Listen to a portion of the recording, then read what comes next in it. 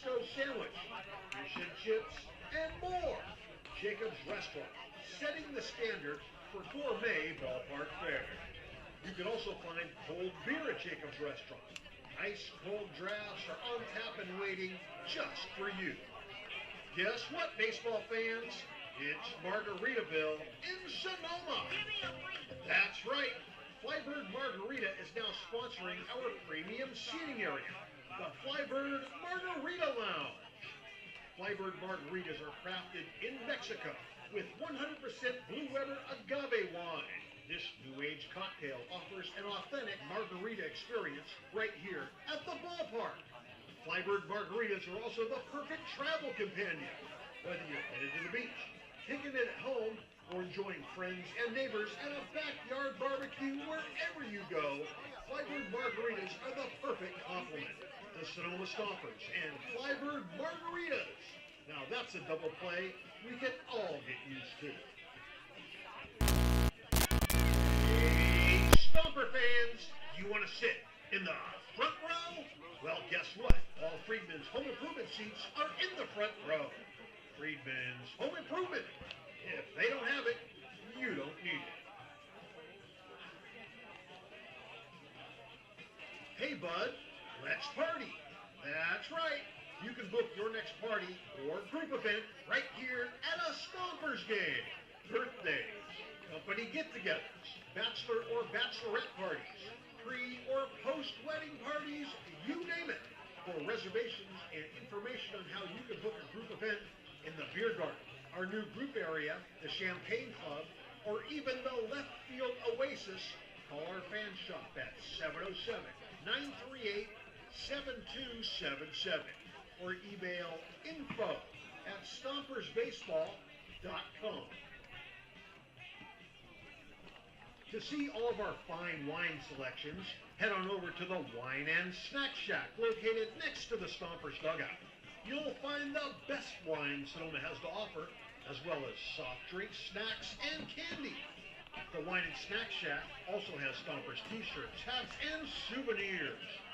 Short on cash? Don't worry. Credit and debit cards are gladly accepted at all locations.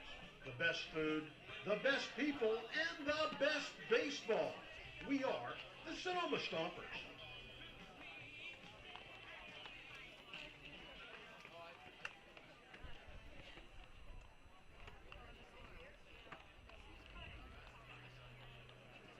Baseball. This is what baseball's all about. Sonoma has a team that plays old-time baseball. Oh, I love watching the game. I am a Sonoma Stompers faithful. This is what Stompers baseball is all about. Stompers, I'm telling you, I'm a Stompers faithful. The family, the friends, the food, the fun, it's all baseball. This is how baseball should be done. Go Stompers! Go Sonoma! Go Stompers! Let's go, Tim! I want to see home runs after home runs after home runs. I want to be a winner. Sonoma, baseball, family, friends, that's what brings it all together. Stompers, I'm telling you, I'm a Stompers faithful. This is how baseball should be done. Sonoma, baseball, family, friends, that's what brings it all together. Good evening, baseball fans. On behalf of the entire Sonoma Stompers staff, welcome to Arnold Field in historic Sonoma, California, for tonight's California Collegiate League contest, featuring our guests, the Alameda Merchants, and your Sonoma Stompers. My name is Kareen, and tonight I will be the stadium voice of the Sonoma Stompers. Hey fans, if you want to take part in any of our Stompers interactive games happening between innings of today's contest, just find Hey Trey. You might be the star of the game. Interested in Stompers gear? You can purchase Stompers t-shirts and hats at the Stompers souvenir stand located behind the Stompers dugout. Short on cash? No problem. Credit cards are accepted at all locations. While attending tonight's event, I'd like to remind all spectators to please be aware that baseballs, bats, and any other objects may fly into the spectator area. This can be very dangerous and could cause serious injury. Please be alert at all times when you're in the spectator area. Please inform children in your care of these risks. I would also like to remind everyone to visit the left field line concession stand for gourmet ballpark fare, presented by Jacob's Restaurant. Wood-fired pizza, Chicago dogs, fish and chips, and more. Jacob's Restaurant is located in Sonoma at 1266 Broadway, right next to Traintown.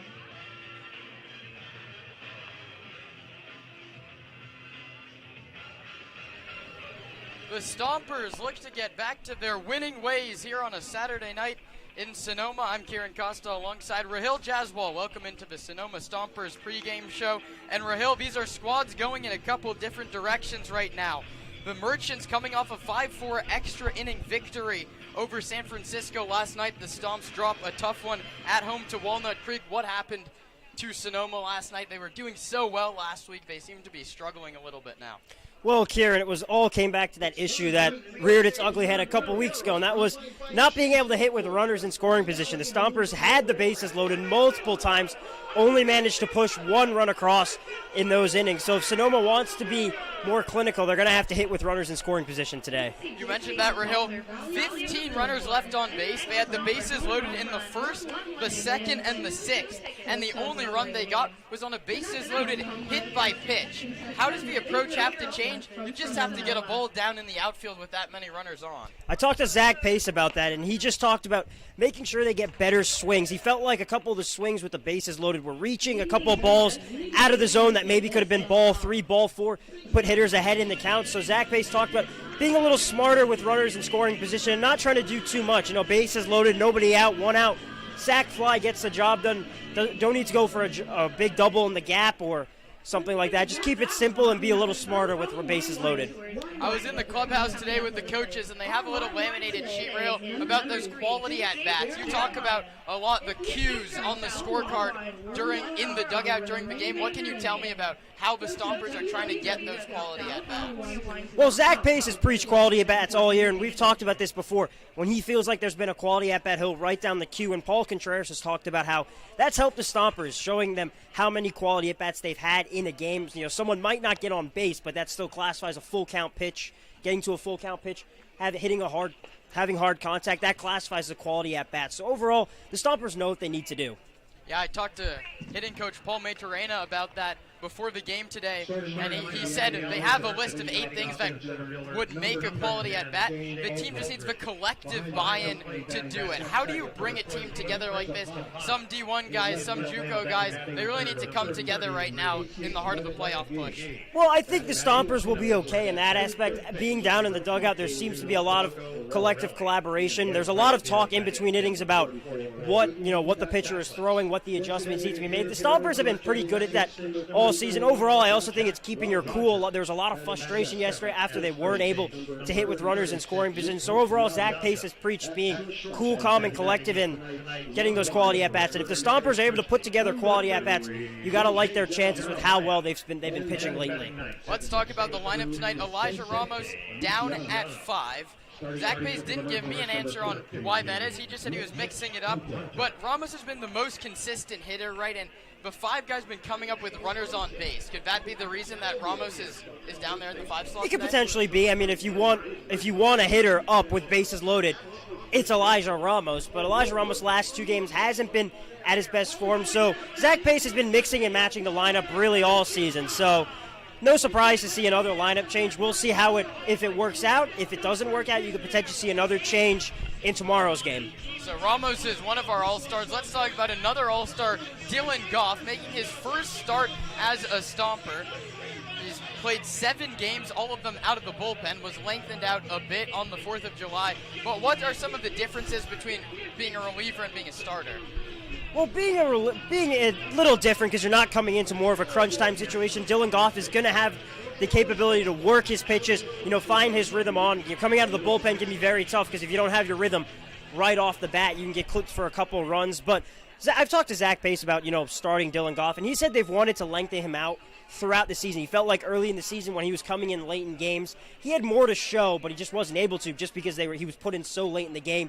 You talked about he was pretty good when they lengthened him out in the middle innings in his last start. So no surprise to see him getting a start today. We'll see what the threshold is. Potentially probably 3 innings. I'd be shocked to maybe see him go 4, but We'll see. Yeah, he went 3 1/3 out of the bullpen on Independence Day in relief of Destin Allen Fox. As Zach Pace and Dustin Cheney exchange lineup cards at home plate, it's been Cheney's squad that's taken the last 3 meetings between the two. Rahil, what's the key to victory for the Stompers to snap their 3-game skid versus the Merchants? Well, for the Stompers, when they play the Alameda Merchants, they haven't been able to get the leadoff man on. And the big issue with that is they haven't really put any pressure on Merchants pitching. Alameda's kind of been able to cruise through most of the innings. For the Stompers today, it's not only hitting with runners in scoring position, but when they play Alameda, it's first getting those runners on base. Maybe, if you get a runner on second with 1 out, you draw a walk, you draw a wild pitch, something like that. Just put pressure on the Merchants. See if they can answer the questions, if they can pitch in a clutch situation. Exactly. That goes back to Zach Pace wanting to play that gritty brand of baseball here in Sonoma. Thank you so much, Rahil. Have fun down there in the dugout. We'll see you in the middle innings. That's all the time we have today on the Sonoma Stompers pregame show. The Stompers look to snap their 2-game losing streak and keep pace with the Walnut Creek Crawdads in the CCL North. Anthems, lineups, and first pitch when we come back on the Sonoma Stompers Broadcast Network.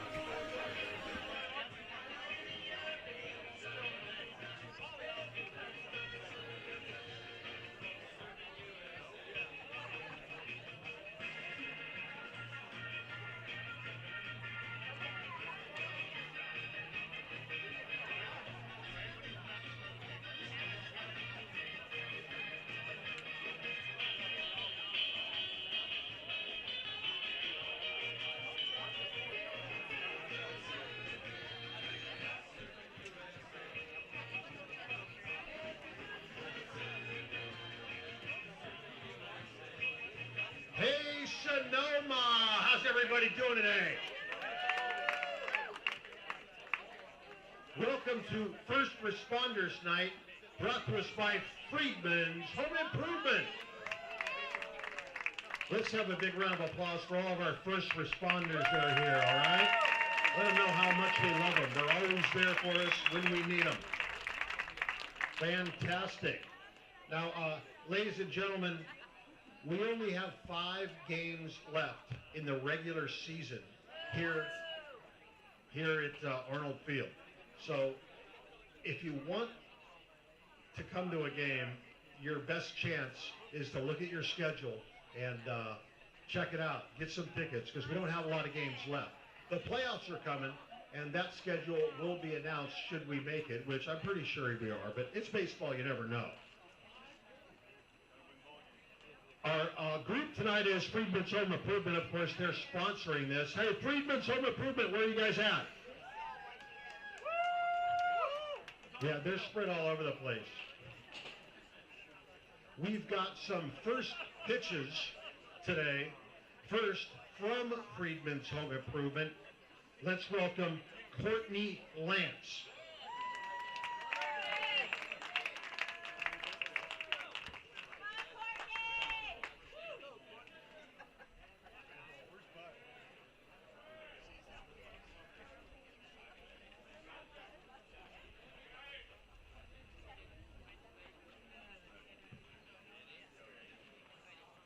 All right, Courtney is now going to throw out the first pitch. Let's see where she goes to throw it out from. Is she going to go all the way to the top? She's going all the way to the top of the mound. Okay. Right on.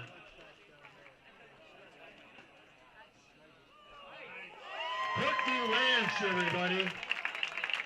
From Friedman's Home Improvement, tonight's sponsor of First Responders Night. All right, well, it wouldn't be First Responders Night without a first responder throwing out a first pitch. So today we have a gentleman throwing out the first pitch. He's a firefighter paramedic with Sonoma Valley Fire, born and raised in Sonoma Valley. He played baseball all through high school at Arnold Field, and was a member of the team that was NCS champions. He also went on to play college ball at College of Marin and Menlo College. He started as a Sonoma Valley firefighter volunteer in 2018. Ladies and gentlemen, please welcome Sam Morgan. All right, Sam. You can walk.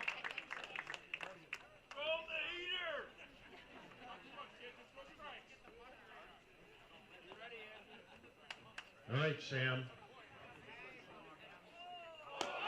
Holy cow. So tell me, Sam, you got any college eligibility left? Oh, he doesn't. That's too bad. Sam Morgan, everybody. All right. Without further ado, let's meet the starting lineup for your Sonoma Stompers.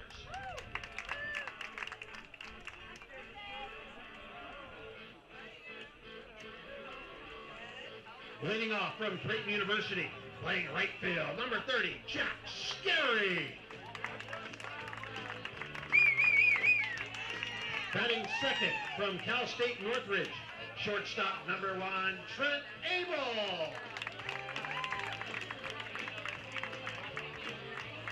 From Modesto Junior College, batting in the 3 spot, center fielder number 7, Paul Contreras.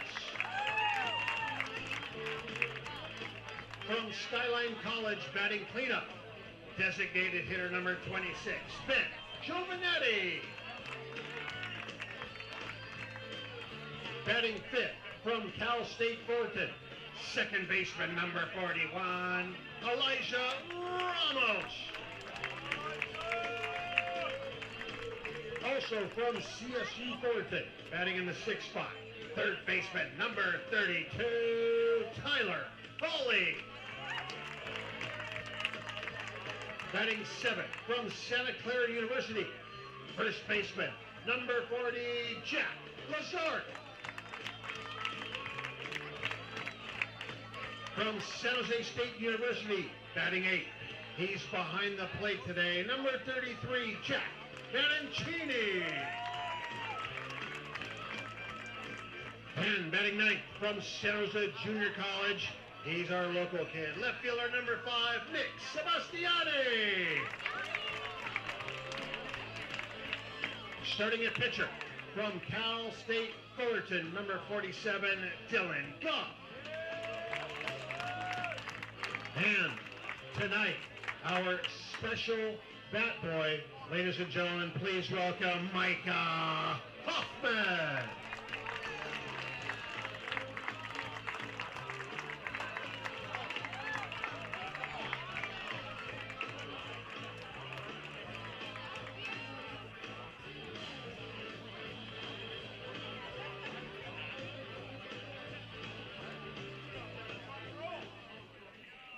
Ladies and gentlemen, at this time, will you please rise while we honor America with the singing of our national anthem. Today, we have a repeat performance from a gentleman who sung at the World Series in Philadelphia. He was touring for the Mark Morris Dance Group. He returned recently to Sonoma for the birth of his son. Ladies and gentlemen, please welcome Colin McAdoo.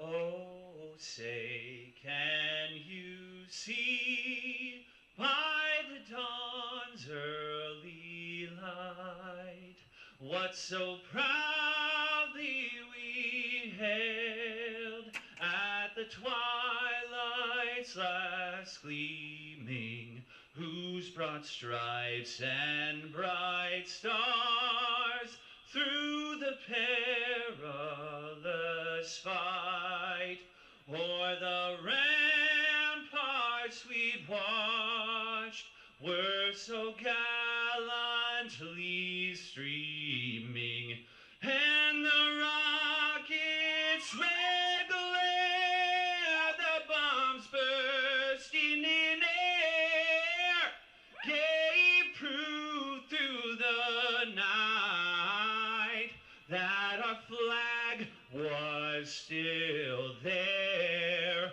Oh, say, does that star-spangled banner, yeah, wave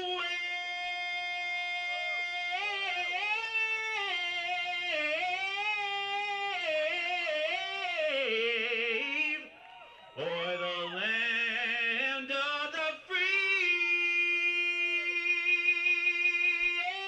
and the home of the brave, home of the brave.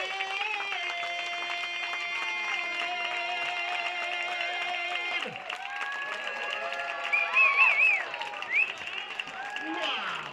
Colin McAdoo, everybody. Fantastic. Now, before we start, there's a first responder I would like to introduce. Jacob, come on out here. Ladies and gentlemen, I'd like to introduce everybody here to Jacob Cox. Now, for those of you that have been around for a while, you know Jacob Cox. He was with the Stompers when we were a professional team. He had a 15-4 record with the Stompers, including 36 saves, 124 strikeouts in 134 innings. Now, he is a police officer. It's the Stompers and the Merchants. CCL North action from historic Arnold Field in Sonoma on a Saturday night. Zach Pace sends Dylan Goff out to the mound for his first start. The 6'1", 195 right-hander out of Cal State Fullerton in 7 games is 1-0 with a 1.28 earned run average. In 14 innings pitched, Ryan, the number that jumps out to you is 20 strikeouts to just 2 walks. The guy puts it in the zone, challenges hitters, and they have not been able to do anything against him yet. He's pitched against the Merchants 2 times. He's given up 1 earned run in 3 2/3 innings, 3 strikeouts, and no walks. Opponents hitting just 167 against him. And here's the Merchants lineup that's going to try and raise that opponent's batting average against. The center fielder, Shane Aldred, leads it off. The catcher, Frank Zapata, hits second. The left fielder, Casey Wavette McGee, hits third. Cleaning it up is the third baseman, Rocco Borelli. The right fielder and lefty Aiden Tackless bats fifth. The DH, Jack Rogers, hits sixth. The 7th hitter is Luke Piazza, the first baseman. The shortstop, Chase Jeremiah, hits 8th. And Vicente Feliciano, the second baseman, rounds out the 9 for Dustin Cheney. Goff delivers to Jack Benancini, who throws down to second. And with that, we'll give you the rest of the defensive alignment. Nick Sebastiani in left, Paul Contreras in center, Jack Scarry out in right. Tyler Hall is the third baseman, Trent Abel the shortstop, Elijah Ramos is at second, and Jack Lazark at first base. A left-handed hitter, Shane Aldridge, digs in from the left side. The righty, Dylan Goff, up on the hill. We'll see how his first start goes. 2 games left before the All-Star break. Goff delivers a called strike at 90 miles an hour. That's where the fastball usually sits. He throws it 68% of the time. The slider at 78 comes in 22% of the time. The rest of the pitches are changeup at 80. That's another fastball. This one misses low and in. The count's 1-1. Kevin Addington calling the balls and strikes. Dean Poteet's at first base. Harvey Maxey is at third. 1-1 misses 2-1 to Aldridge. Two-way guy making just his second start. He is 1 for 4 with the walk. He is late on a fastball at 89. Goff's gone 4 consecutive fastballs to open up the outing. We'll see if he changes up on him now with 2 strikes. Righty on lefty. Goff working from the windup delivers. It's fouled off first base side, and the count holds at 2-2.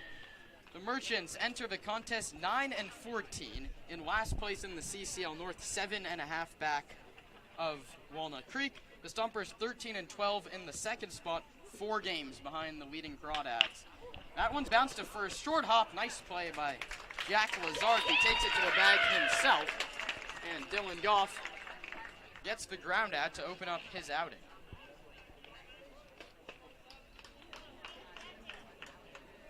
Now number 14, Stompers have lost 3 consecutive games to the Merchants coming into today, and 6-8 at Arnold Field, Ryan. Something's got to change when they're playing at home.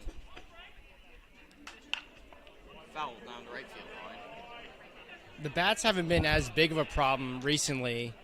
They've put up 4 runs in at least each of the last 3 games. That one's grounded towards Abel at shortstop. He gloves it and throws in time to first. A couple ground balls induced by Dylan Goff to start this first inning. Stompers have been in every single one of these games. They gave up 2 runs in the 9th to the Seagulls. Lost that game 7-5, and then yesterday we're staying within a slam in the last innings. Tacked on 1 more run towards the end of it and couldn't bring runners home. We talked so much about the runners left on base. Goff comes home to the lefty, Casey Levitt McGee, who cuts and misses nothing and 1. A standout year at Laney College for Levitt McGee, who's continued it in the summer, hitting .367 with a .457 on base percentage, 2 doubles and 5 RBIs. Another guy that walks a lot, 10 walks to 4 strikeouts. Had a 4-hit game against Sonoma earlier this year, including a big hit in the 9th inning. This one's a cue shot, foul towards the on-deck circle where Rocco Borelli is swinging his bat. The Merchants in their road navy blue uniforms, the Merchants logo that looks eerily similar to the Mariners alternates in the left top corner. The Stompers in their home whites. Goff delivers its line towards left. Sebastiani cuts over and makes the catch. A 1-2-3 first for Dylan Goff. Nothing across for the Merchants, with the Stompers coming up in the bottom half.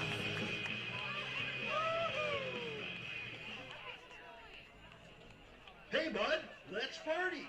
That's right. You can book your next party or group event right here at a Stompers game.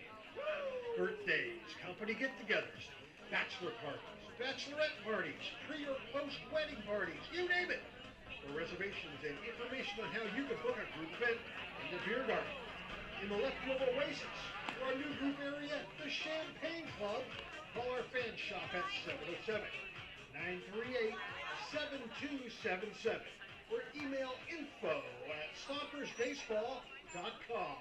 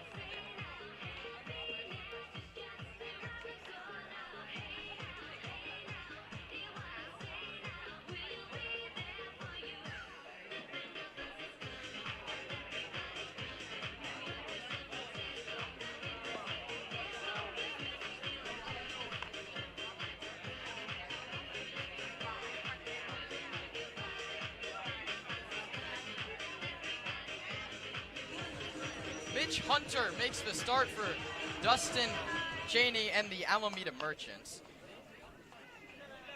He's 6'4", 190-pound right-hander out of Vanguard University. He's 2-0 with a 4.15 earned run average, 5 games, 1 start. He's gone 13 innings pitched. He's struck out 14 and walked just 4. His last appearance just 2 days ago, Ryan, he went 2 innings and gave up an earned run without a walk or a strikeout. He went 0-1 with 9 earned runs in just 4 2/3 innings in his last season at Vanguard. And Jack Scarry will lead it off. Happy to see him back in the lineup after missing time due to concussion protocol after he got hit in the face with the baseball in Menlo Park on Wednesday. Back in the lineup in the leadoff spot here today, he takes inside and low. The sinker comes in 34% of the time, as does the fastball at 27% of the time, both those at 82 miles an hour. We'll also go to a curve at 67. 1-0 home to Scary is inside 2-0. Jack spent his last 2 years at Creighton, entered the portal at the start of this summer, and recently committed to Wabash College in Illinois. Excited to see what he can do at the JUCO level and then hopefully transfer back up to a D1. Here he's ahead in the count, 3 balls and no strikes. Shortstop Jeremiah shaded one step over towards the shortstop hole. The rest of the defense straight away. 3 balls and no strikes on Scary, who takes ball 4. Jack's on base to lead off the ballgame. 4-pitch walk to start it. And we'll set the defense behind Mitch Hunter. The left fielders Casey Lovett McGee, Shane Aldrich in center, Aiden Tackless in right. Third to first goes Borelli, Jeremiah Feliciano, and Piazza. Frank Zapata, the battery mate for Hunter, who's yet to find the zone in his first 4 pitches. Scary, not running, and Abel takes a called strike. The all-star shortstop hitting .265 with .378 on-base percentage. 15 walks to just 11 strikeouts. Moved up to the 2 spot in the order for the 2nd time this year. A check on Scary, who's back with the headlong dive. And it's good to see Jack Scary back in the lineup. He took that pitch to the head. Zach Pace gave him a few days off, but having him back has that runner on base, and then the guys who have been hitting well, like Abel and Contreras. Speaking of, Abel lines that one into right field. It dunks in for a hit. Tackless plays it on a hop. Stompers threatening early, 2 on, no out in the first inning.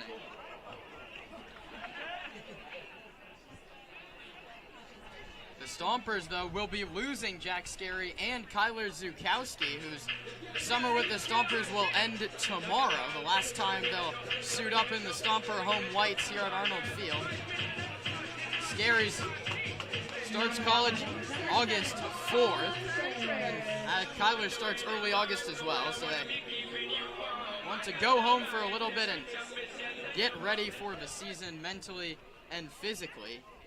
Both of them a long way from home. Contreras looking to give the Stompers an early lead. Scary from second, Abel from first. The pitch home is a fastball at 84 over but low, 1-0. And Jack and Kyler are going to make that drive all the way out there to the Midwest. So, got to build in a day or at least 2 for that one. They're still just focused on winning baseball games in their final weekend for Sonoma. Contreras pops it up behind the plate. It drifts back into the seats. The count's 1-1. We'll give you the rest of the lineup. Scary led off with a walk. Abel singled. Contreras now at the plate. The DH, Ben Giovanetti, on deck in the cleanup spot. The second baseman, Elijah Ramos, down in the 5-hole today for the first time all year. The third baseman, Tyler Hawley, hit 6, 7, 8, 9. Goes the first baseman, Jack Lazark, the catcher, Jack Vanancini, and the left fielder, Nick Sebastiani. 1 ball, 1 strike to Contreras. Pitch comes home and drops in for a called strike.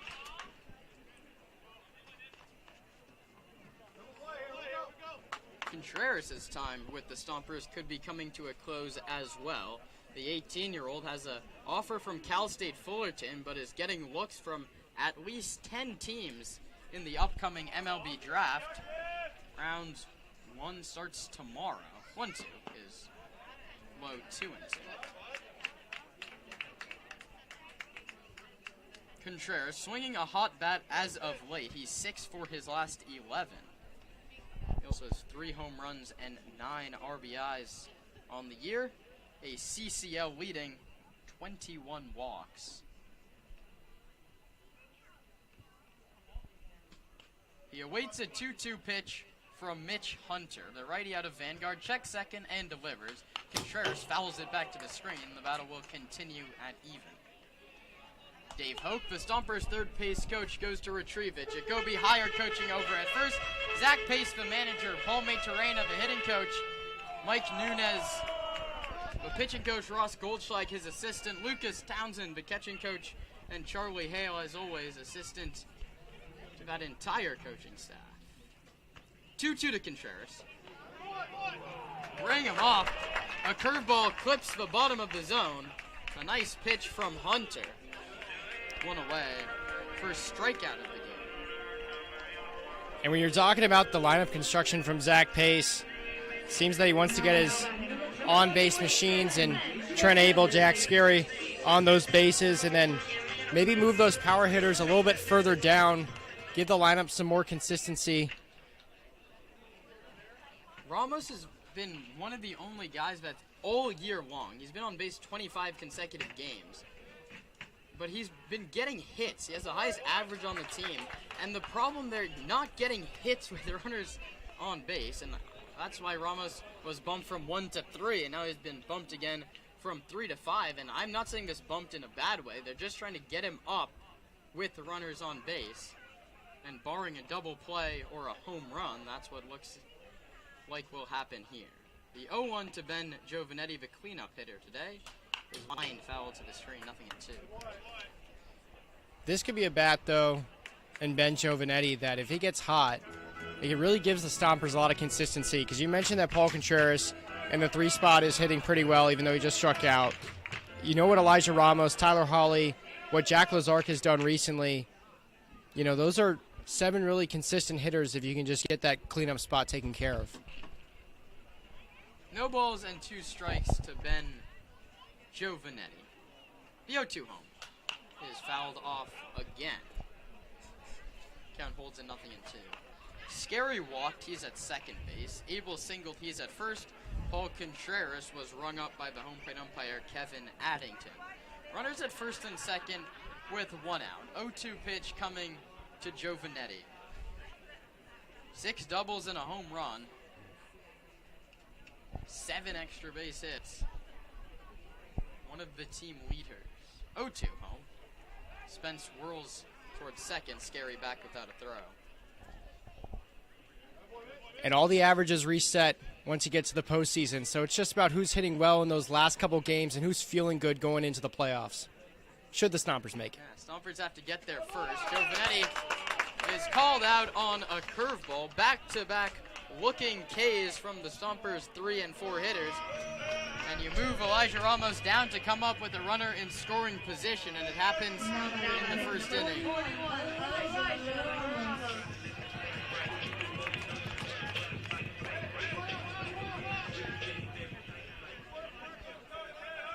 Ramos, 309, average 442 on base. His on-base streak sits at 25 games. The pitch home is a fastball at 85. Bottom of the zone, a called strike 1. That fastball 3 ticks higher than his average, which is 82. Righty on righty, Hunter and Ramos. Elijah will be representing the Stompers at the second base position at the CCL Showcase game next Wednesday. He pops this one up, back behind the plate. Zapata, the catcher, makes the call and the catch.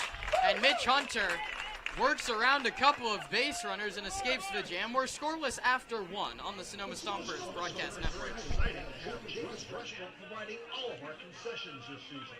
At the ballpark, you'll find Chicago dogs, pizza, and salads. But in their restaurant, you'll find an outstanding menu featuring the best Mediterranean-style offerings in town. Seafood linguine, chicken piccata, ravioli, risotto, pizza, and so much more. Don't forget to try their desserts. Jacob's Restaurant is located on 1266 Broadway, right next to Traintown.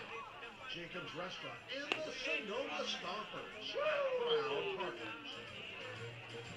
Second stanza.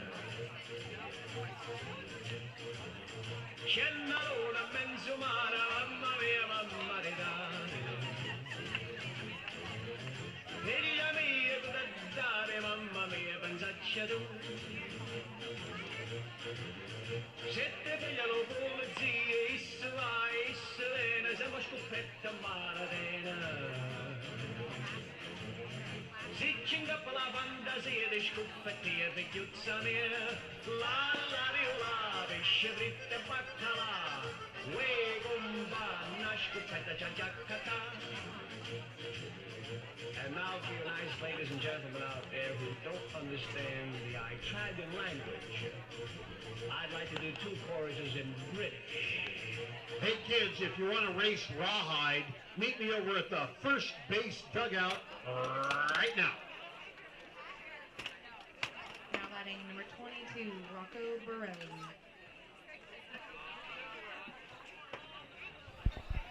Rocco Borelli, another one of the guys who just changed his college. He finished up his time at Los Medanos. He's heading to Chico State this coming fall. First one from Goff. In there for a called strike 1. Received from Jack Van Encini, the catcher. The guy that's transferred himself, started at Cal State Fullerton, now at San Jose State University. 0-1. Bounce towards short. Abel fields, flips to first in time to get him.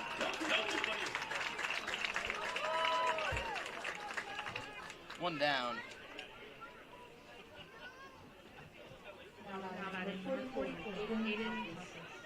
Aiden Takalis, the lefty, digs in after a first-team all-conference season at the College of San Mateo. He's going to head out east to Manhattan College to play baseball in the fall. Takalis, out of high school in San Francisco, committed to Hawaii. An injury-riddled season there, did not get the run he wanted, and he's a perfect example. If you go back to JUCO, he crushed the baseball for the CSM Bulldogs and has earned his chance yet again. He'll play in New York coming up in just a couple of months. He's ahead in the count, 2-0 here on Dylan Goff, who rocks and delivers low 3-0. Goff in danger of his 3rd walk all season. Just 2 in 14 innings pitched. 3-0. In there for a called strike, 87. Took something off of the fastball there.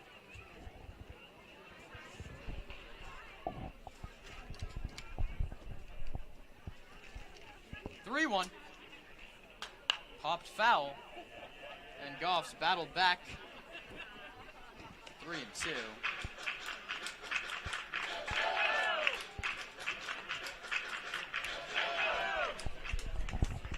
Takalis hitting .261 this CCL season, 2 doubles and 4 RBIs. Payoff pitch from Goff, struck him out swinging. First punch out for the Cal State Fullerton Titan, and he battled back from down 3-0 in that count. And that brings up Jack Rogers out of Colorado Mesa. Now batting number 34, Jack Rogers. The DH tonight hitting .278, 5 runs driven in.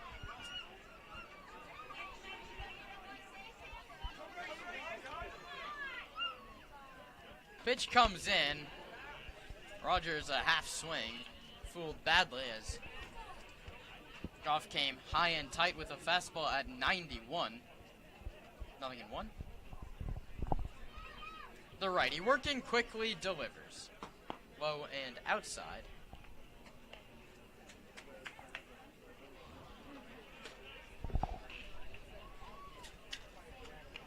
Righty on righty, Goff and Rogers. The pitch. Goes high and tight again, gets the same swing and miss, and he's 1 strike away from back-to-back 1, 2, 3 innings to start the ball game. 2 balls, 2 strikes, 2 outs. Pitch is in there for a called strike 3. Back-to-back punch-outs for Dylan Goff, 6 up and 6 down. You're listening to Brian Bridges and Kieran Costa on the Sonoma Stompers Broadcast Network. Pet's lifeline is who you want to call. No. First base.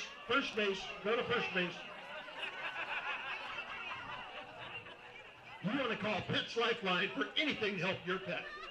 Whether it's training classes, spaying, neutering, dog training? Go to petslifeline.org to find out how your pet can be the happiest pet in town. All right, Rawhide's been working out at Park Point, and he is super ready. He almost won the race last night. We're going to see what happens tonight. On your mark, get set, go! Look at that speed. Rawhide is tearing up. Go Rawhide! Go Rawhide! Oh, what? Did you shoot? Oh, we've got equipment malfunction here. Oh, Rawhide.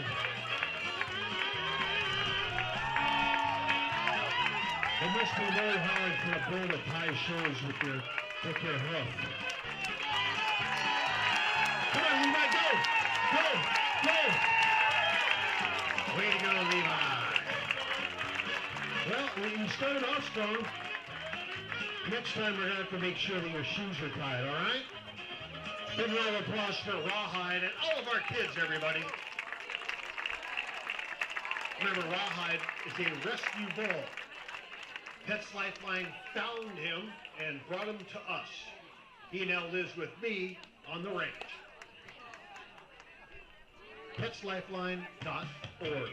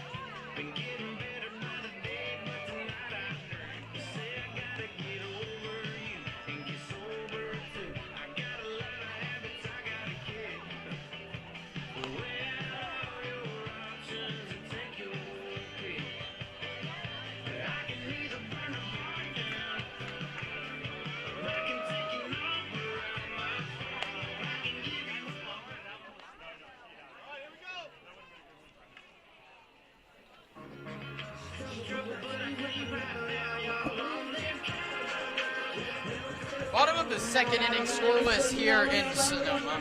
I'm Kieran Costa alongside Brian Bridges, giving you this Saturday evening CCL North contest. Good news for Sonoma. The Walnut Creek Crawdads already lost today. Thank you to the San Francisco Seagulls. The Stompers have a chance to get back within 3 games of first place if they can pull out a victory today. They'd stay 4 back with a loss. It's a very nice first pitch slider or curve that drops in there. For a called strike 1 to Hawley, who'll be representing the Stompers in the CCL Home Run Derby in Compton. That one hits him, and he's aboard. Leadoff man on for the second time in as many frames for Sonoma.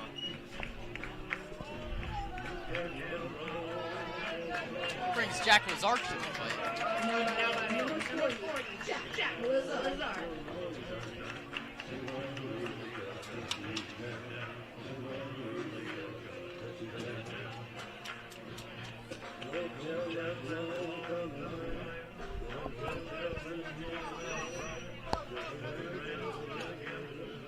Lazark, a right-hand hitting first baseman out of Santa Clara University, awaits the first pitch from Mitch Hunter from the slide step.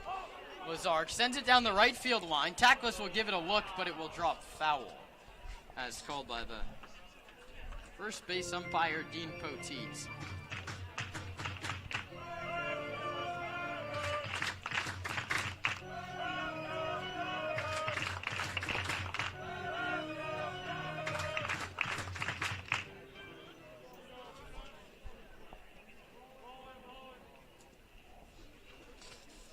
Jeremiah and Feliciano, the Merchants middle infield shaded for 2. Hawley, a short lead off of first base, being held on by Luke Piazza. Hunter, sporting the high socks and the number 15 Merchants jersey, checks on Hawley, who's back to first safely.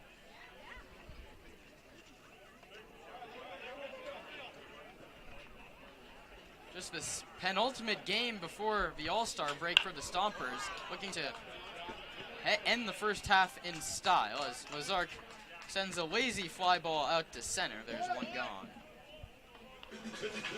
Jack Vanancini comes to the plate.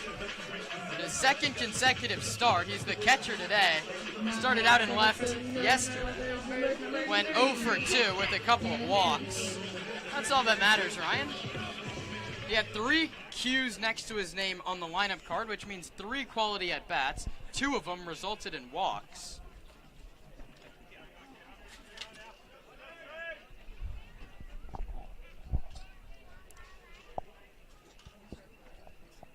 First one to him is upstairs 1-0.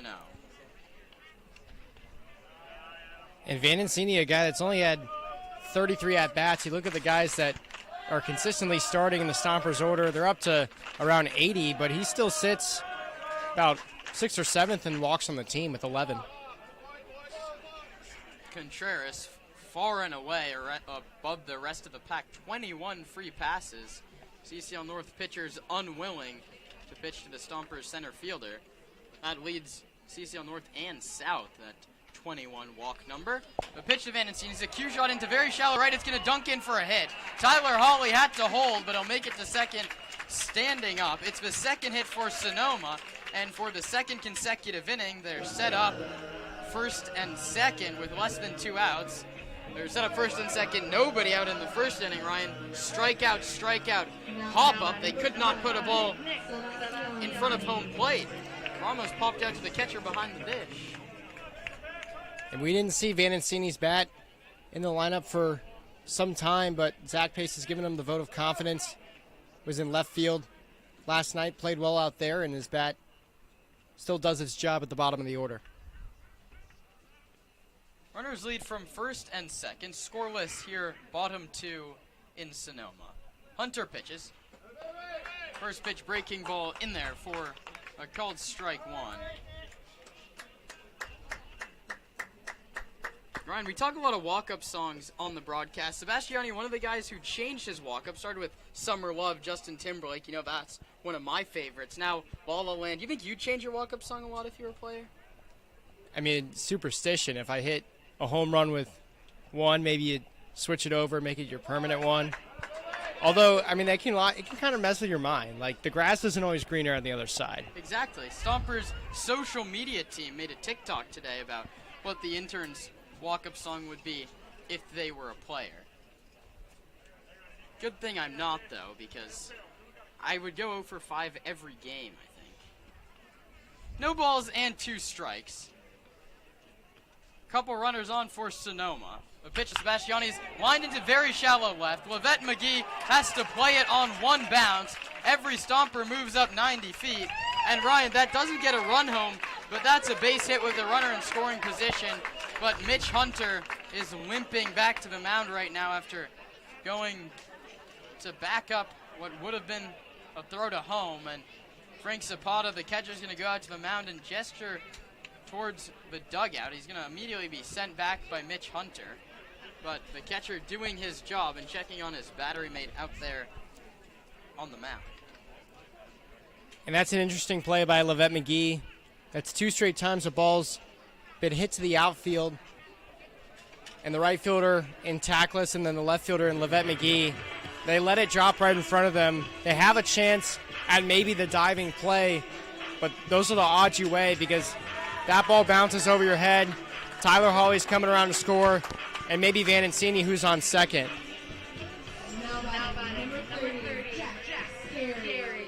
The bases are loaded for the first time today, and this bases loaded movement is brought to you by Friedman's Home Improvement. Friedman's is loaded with all your home improvement needs. Friedman's, if they don't have it, you don't need it. Jack Scarry, the Stomper leadoff hitter, up with the bases juiced here in the second inning. The Stompers had them loaded 3 times last night and could only muster up 1 run. A ball in the gap from Scarry could double the total from last night or even more. Outfield, playing deep for the former Creighton Blue Jay. 1-0 coming home. Fastball low, 2-0.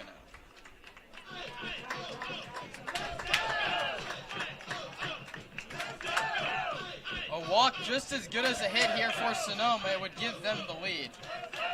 Scary. Hitters count 2-0.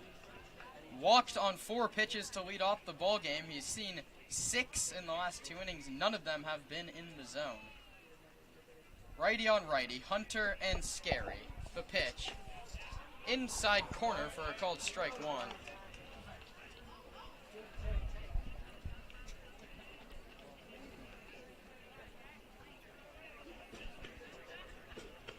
Trent Abel would be next. Hawley from third, Vanencini from second, Sebastiani from first. 2-1 pitch coming to the leadoff hitter, Jack Scary. Inside, and it hit him. Fires his bat towards the dugout. It's a hit by pitch and an RBI for Scary. And the Stompers lead it 1-0.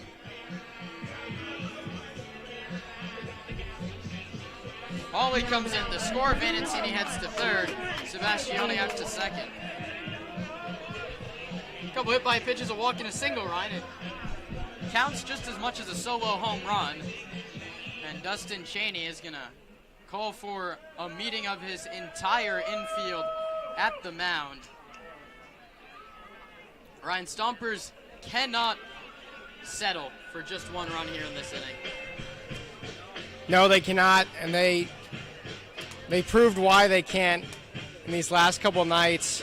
They only put up 4 through the 2 innings against the Seagulls. It's not a bad, run line to hit by any stretch of the imagination, but they only get 1 against the Crawdads in those first 2 innings.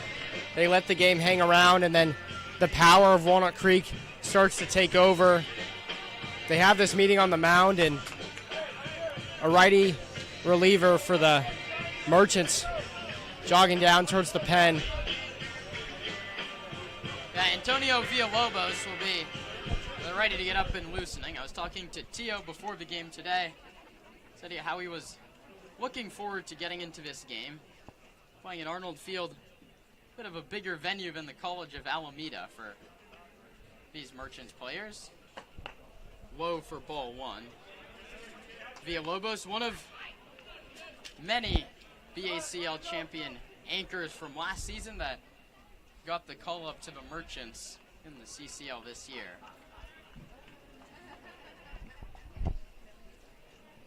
(1-0) coming to Abel.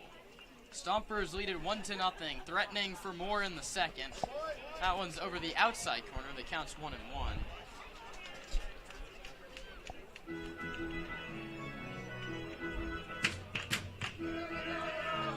As I mentioned earlier, Walnut Creek has already lost a key game for the Stompers to try and gain ground in the hunt for the CCL North crown. 1-1 to Abel is grounded just foul past Dave Hoke in the third base coaching box. You sneak that one inside the line, you get at least a run, maybe 2, with the speedy Sebastiani out at second. The flip side of that is that the Slow Blues get the win over Menlo Park, and then San Francisco, the 3rd and 4th place teams, have both won today. So a loss for the Stompers, you get close to falling at that 3-4 line. That's the playoff cutoff. Top 3 teams make it. 1-2 to Abel.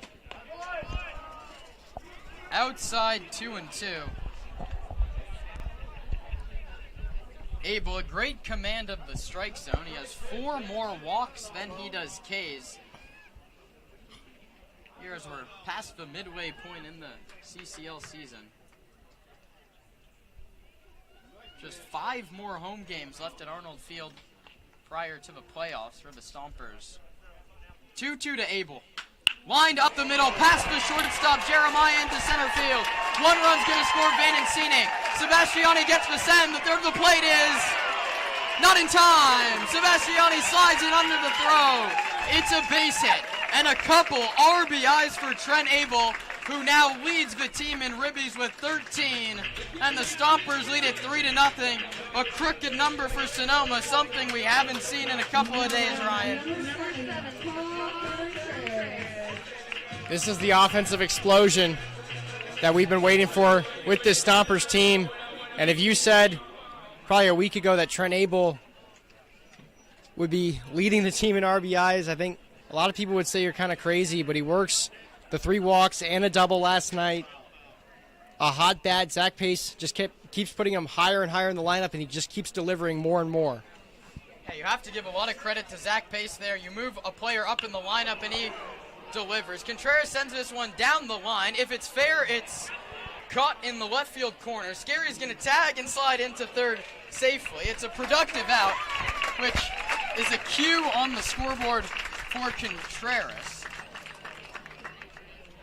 Runners each move up 90 feet.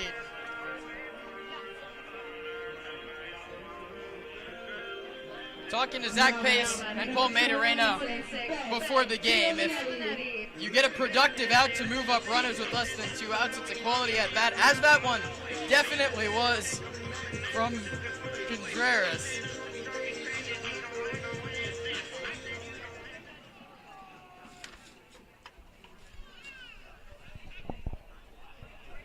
Able to second on the play.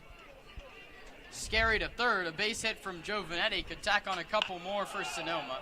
He swings for his pitch, pops it up out of play down the first base.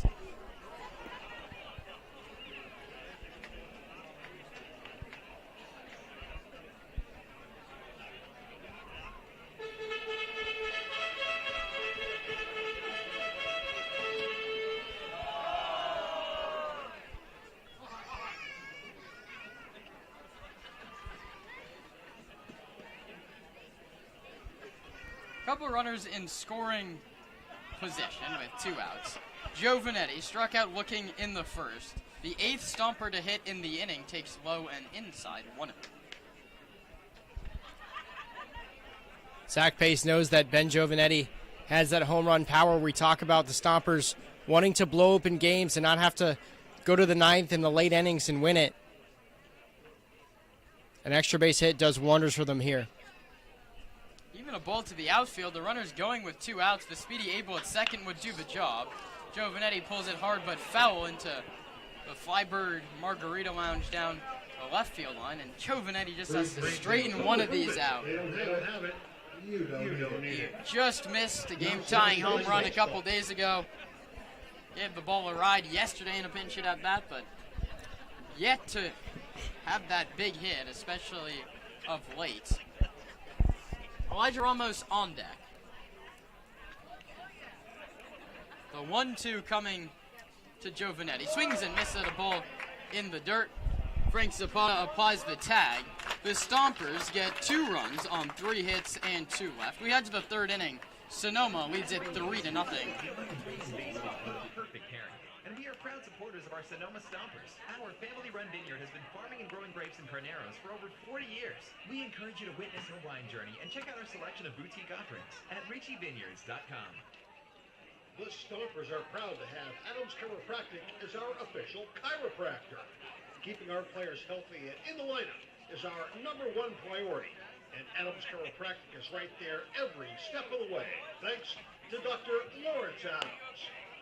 Hey kids, I've got a couple of spots left in the sack race. If you want to participate in the Sonoma Stack sack race, meet me over at the left field foul pole right now.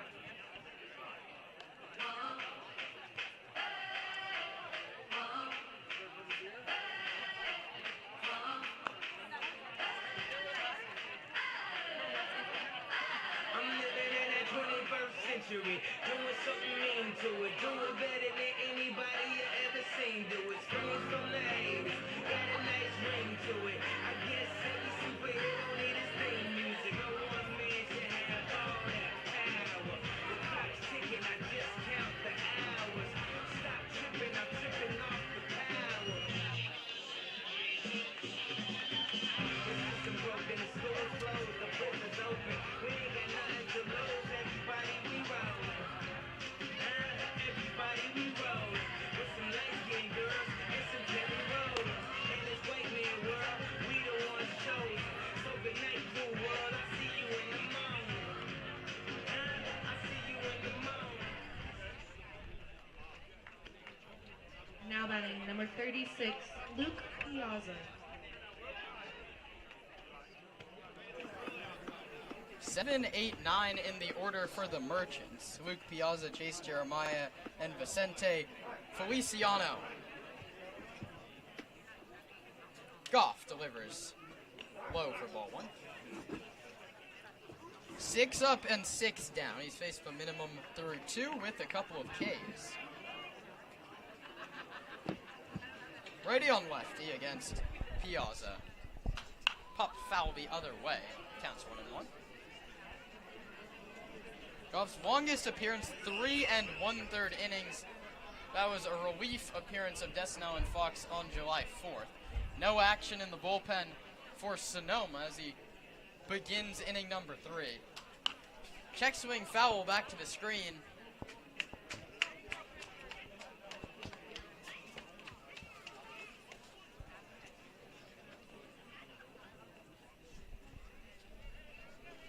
Goff ready to deliver pitch number 28. The righty comes home, and it's fouled back to the screen. And if you're Zach Pace, Alameda's been your kryptonite. You want to get this win because of the other results that have happened. May not be aware of it in the dugout, but this is a very, very important game. Want to see how long you can lengthen out Dylan Goff because he's been untouchable pretty much all summer. 1-2 outside corner, ring him up on the fastball. Dylan Goff paints the black of the outer edge. 3 consecutive strikeouts. I talked to Paul Majorena, the hitting coach before the game, and I said, how does the approach change now that you're in a playoff hunt versus a meaningless game?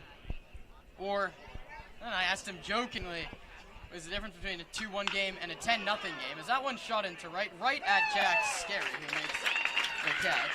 And he said, no, it's all baseball, no matter the score and no matter your position in the standings.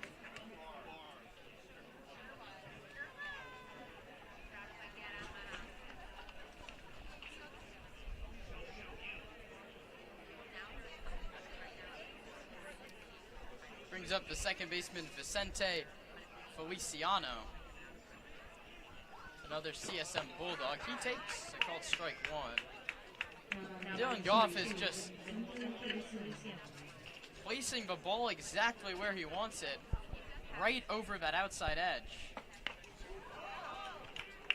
Changes up on him and gets a wave and a miss. It's 0-2. Goff staring in to get his sign from Vandencini. Pitches the 0-2 outside. That one at 90. It counts 1-2.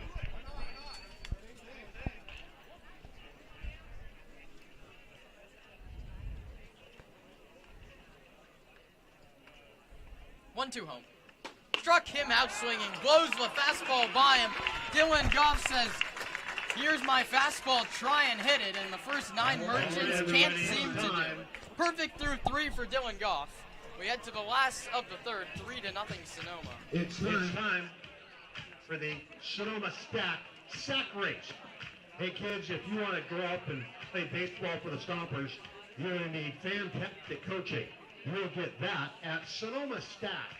Go to stacktravelball.com to find out how you could be the best baseball or softball player in town. I have our sack racers all lined up. All right, sack racers, are you ready? On the mark, get set, go! And they're off. We got a pretty good race. Chloe forgot her sack. She's just running with an otter pop in her mouth. We got the kids coming. Here they come. It might be kind of close. We got it. First, second, tie for third.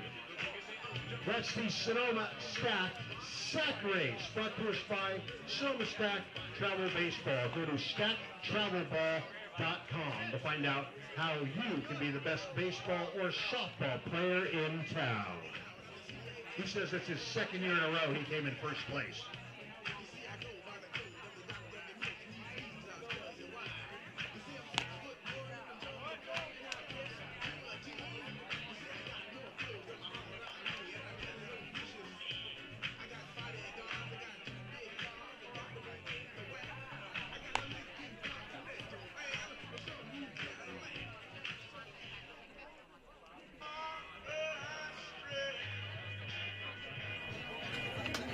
Bottom of the third inning here at Arnold Field in Sonoma. I'm Kieran Costa, and we bring on our sideline reporter, Rahil Jaswal. What do you have on the leadoff hitter this inning, Elijah Ramos? Well, Kieran, something interesting that we've picked up on from the dugout is that Elijah Ramos, every time he takes a pitch, he watches it all the way into the catcher's glove and almost sometimes waits for a second to see where exactly it goes. And it even caught the attention of Paul Contreras yesterday when Elijah took a pitch in the dirt, and Paul Contreras pointed out and said, "You see how he stared at that pitch? I have no idea how he does that."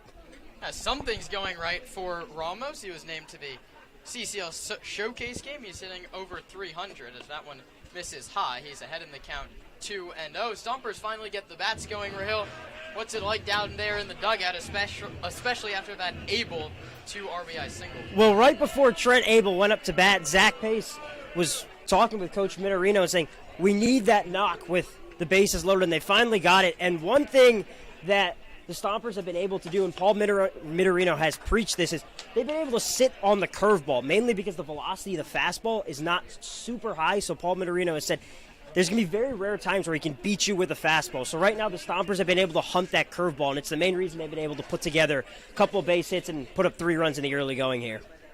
2-1 to Ramos is popped up on the infield. 2 steps out on the grass, Jace Jeremiah, the shortstop, makes the catch. Thank you so much, Real Jez will enjoy the dugout the rest of the way. It must be fun when the Stomps are hitting like this. 3 runs, 4 hits in 2 innings. Ramos retired for the second time today. That brings up Tyler Hawley, who led off the second inning, was plunked on an 0-1 pitch and came around to score.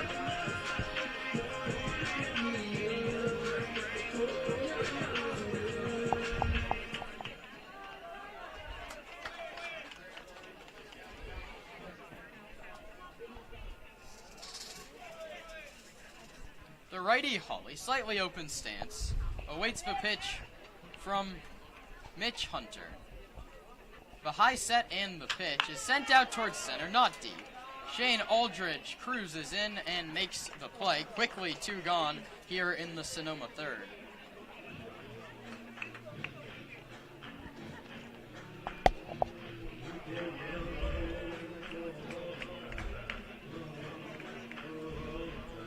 Now number 40. Jeff Lazar. Brings up the first baseman, Lazark, flew out to the center fielder Aldridge last inning. Up for the second time against Hunter. Delivers. Called strike, 85. Finds the top of the zone, 0-1.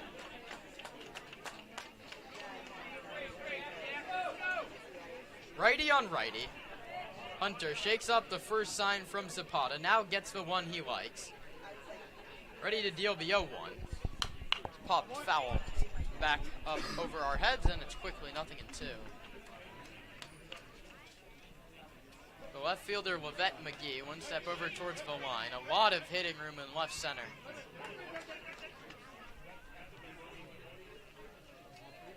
Benancini would be next if Lazard can continue this third inning. The 0-2 pitch is low, 1-2. Went to the curveball. Lazard didn't bite.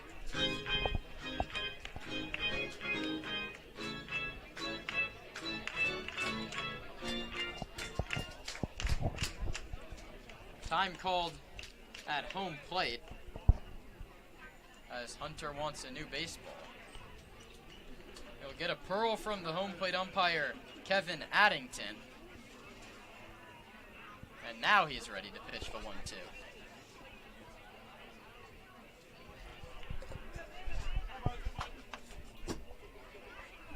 1 ball, 2 strikes, 2 outs. The pitch from Hunter is high, 2-2.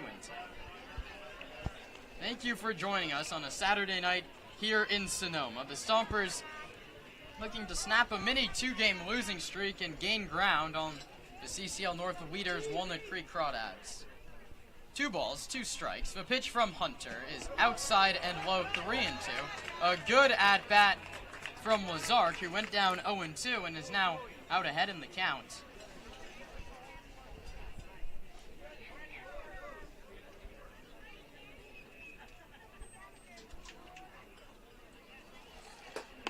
Leadoff is inside ball 4.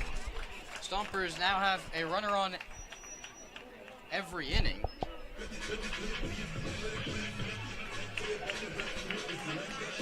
They've walked twice, been hit by a pitch twice, and have 4 singles. Brings up Jack Vanencini. Singled and scored in the 3-run Stompers second.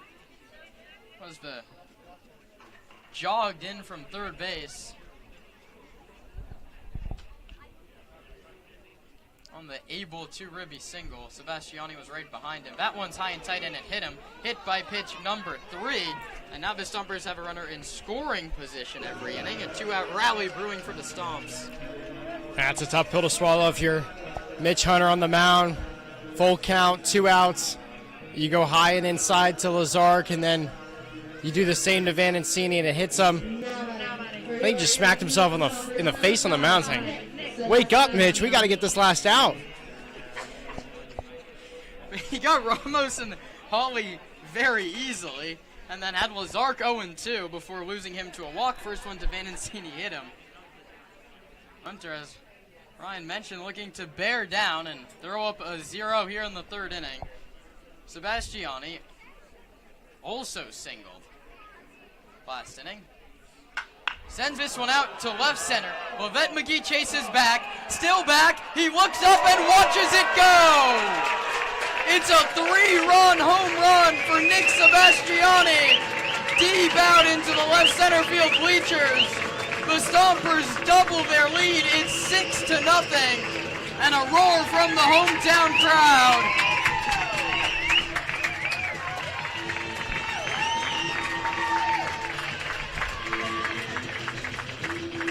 .372. It left his bat at 94 miles an hour. It's back-to-back 3 spots for Sonoma, and Dustin Cheney comes out to the hill. And how good does that have to feel for Nick Sebastiani? That dugout is fired up, all smiles. Maybe he got the silent treatment as he went back in. We can ask Rahil Jaswal what it was like in just a second.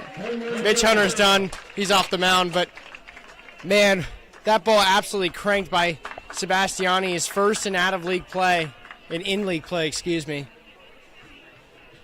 The Sebastiani homer chases Mitch Hunter. We'll tell you all about Antonio Villalobos breaking the action pitching change. Sonoma all over the Merchants. It's 6-0 here in the 3rd.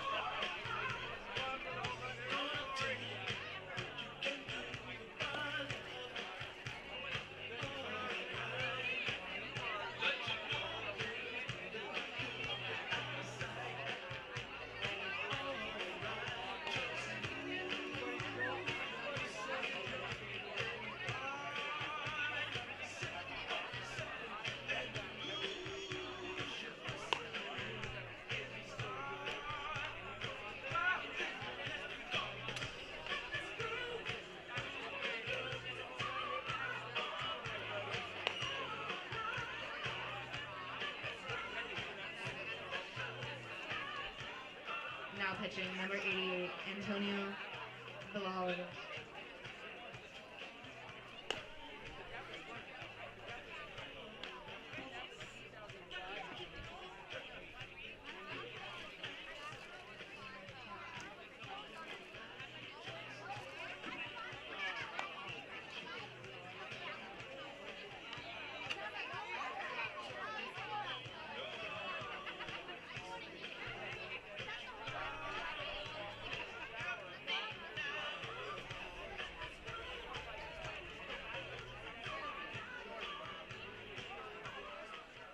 There's our The guy with the home run ball right there.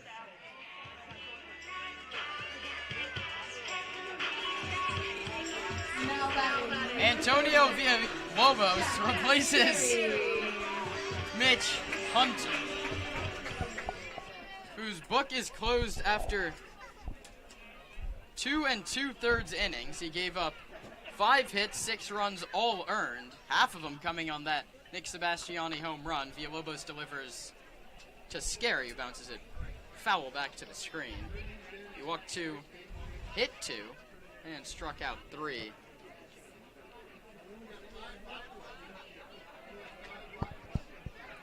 Fourth appearance for Villalobos, who drops a breaking ball that misses up and in 1-1. He's yet to give up an earned run in 4 innings pitched, to give up a run at all. Pitched July 7th, closed it out against the Crawdads. Pitch home, Scary swings and misses the counts. A ball and 2 strikes, 2 strikeouts to no walks.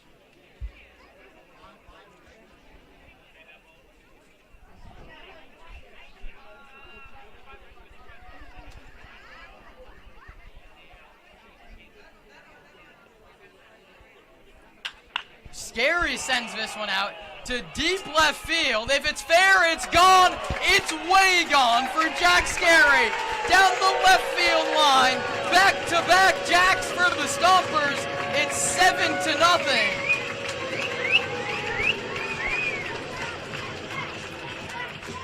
How about that for your last game at Arnold Field? Scary, his 2nd home run of the season. As a back-to-back chant attempts to be started by the Stomper crowd.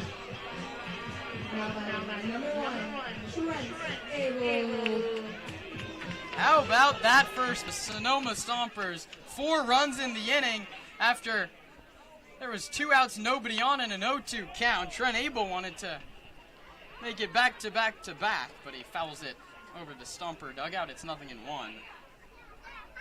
Those will be a couple nice balls to have. Nick Sebastiani, home run at Arnold Field in league play, and then Jack Scary, last home game, home run. If they can retrieve it. High, 1.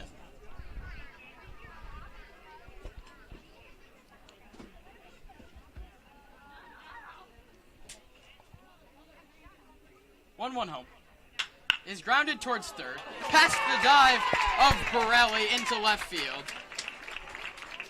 It's the 3rd straight hit for the Stompers. The 3rd hit in 3 innings for Trent Abel, who has a single in the first, a single in the second, and now a single here in the 3rd.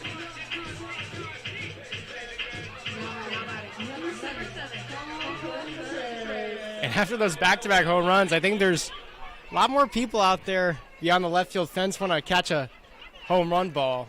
It'd be a lot to ask, but Paul Contreras can certainly do it. Leads the team in league home runs with 3. Scary now hot on his heels with 2. First one to Contreras, missed away. A righty loosening in the bullpen for Sonoma. A long layoff for Goff. Fastball away 2-0 now to Contreras.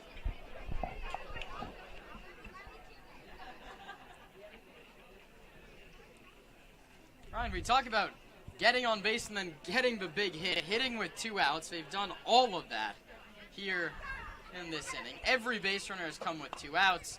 Both home runs have come with 2 outs. Abel, even after the back-to-back home runs, keeps the line moving.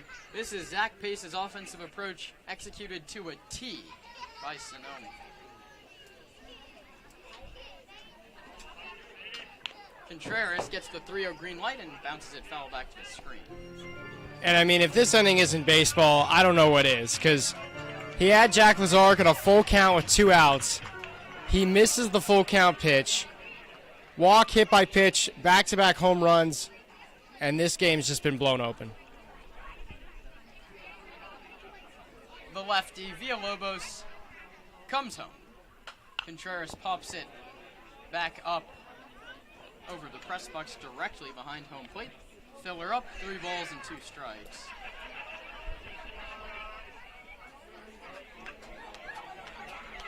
That will send Abel on the full count pitch with 2 outs. Contreras cranks one deep down the left field line. This one, though, will hook too far foul. Oh, it's cranked. Almost had it. Almost had it.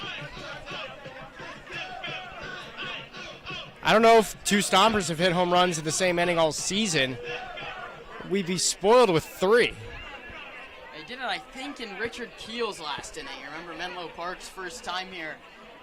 Scary was part of that one as well. Scary and Giovanetti both went to the opposite field. That came actually 3 solo home runs, 3 different innings. I think that was how it went. Certainly the first time we're back-to-back all season. Oh, definitely. 3-2 home. Contreras fouls it back to the screen. Battle will continue.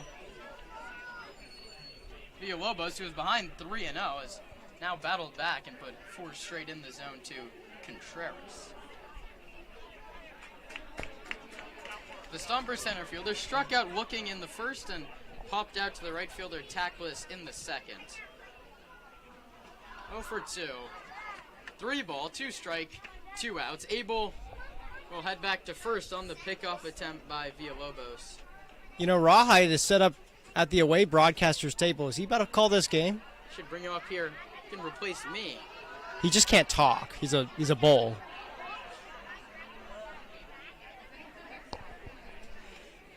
Abel will once again run on the 3-2 pitch. It's up and away, ball 4, so halfway between first and second, he'll slow to a jog, take the free base. 6 consecutive Stompers have reached with 2 outs. And it's up to Ben Giovanetti, who struck out to end the second inning. The Stomps have hit around.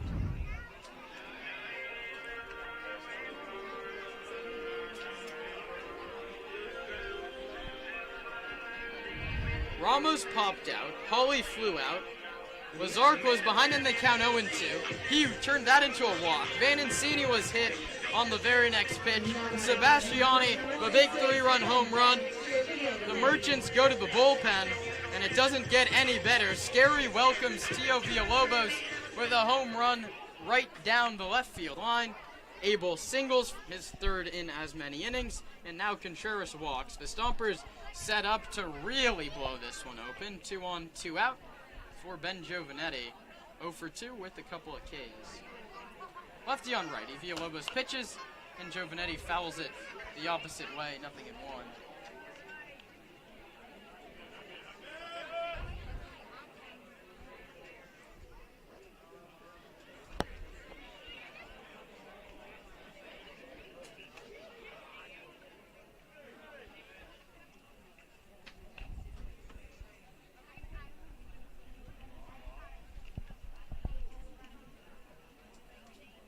One goes to the breaking ball, and it's in there for strike 2.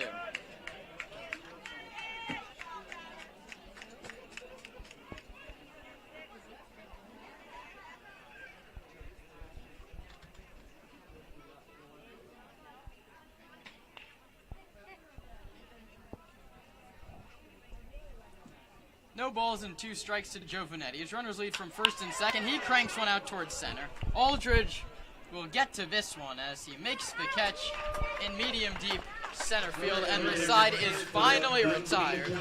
But a couple home runs for Sonoma lead to a 4 spot. Dylan Goff heads back out to work with nothing but a 7-run cushion. Ryan Bridges takes over on play-by-play when we come back on the Sonoma Stompers broadcast network. All right, everybody who's got a jelly bean. Now it's either roasted marshmallow flavor, that's good, right? Roasted marshmallow. Or it's stink bug flavor. So go ahead and eat your jelly bean and tell me what flavor you got. What'd you get? Stink bug. Stink bug. Stink bug. Stink bug. Roasted marshmallow. Roasted marshmallow. Stink bug. Stink bug.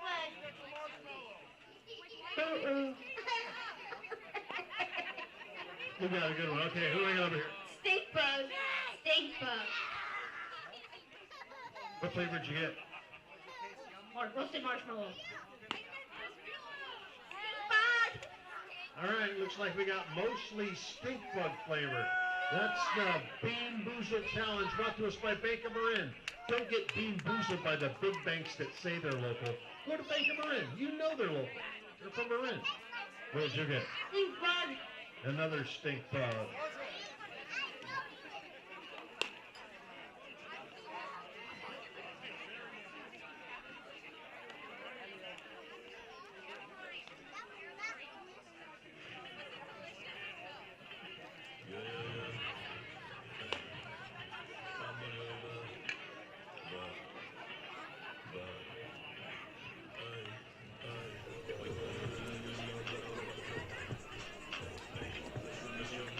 This Saturday night game couldn't be going much better for the Sonoma Stompers.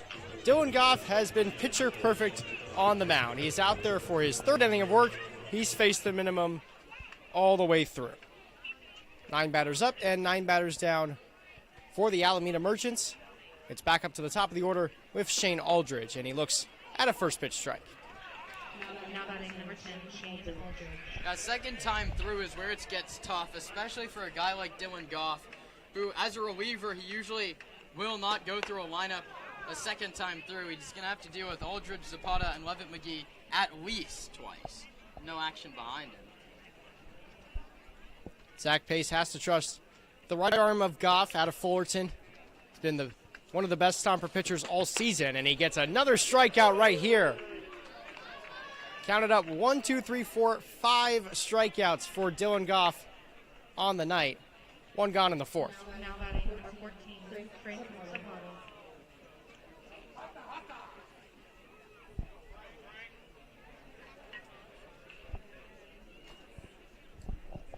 And that's now 5 out of his last 6 batters down via the K. This one's on the ground to the left side. The third baseman, Holly, cuts in front of the shortstop, Abel, and makes the throw for the second out.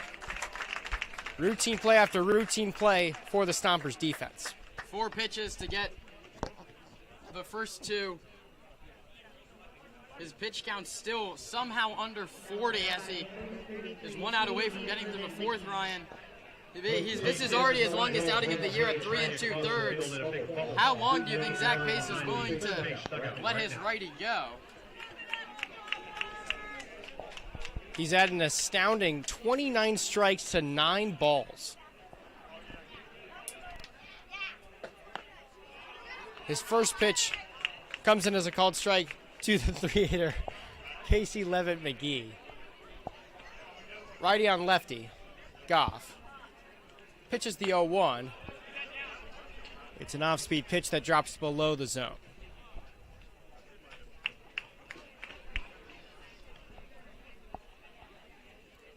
One. Swing and a miss from Levitt McGee. That's 90 middle. Dylan Goff is going out on that mound and saying, I'm going to throw you my best stuff. I dare you to hit it.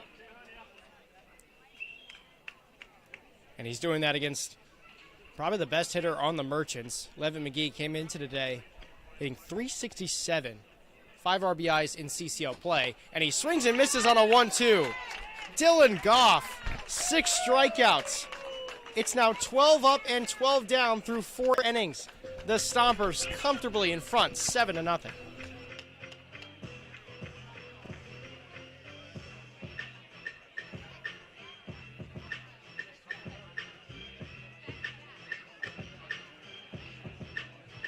All right, everybody, it's time for the Margarita Roll Around. Brought to us by Flybird Margaritas. Now, in this game, I get in the ball, and the kids roll me across the field.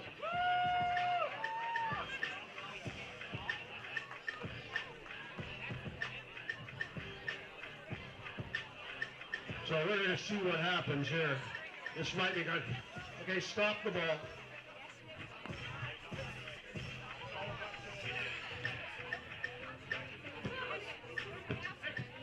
When I say stop the ball, I mean stop the ball, okay?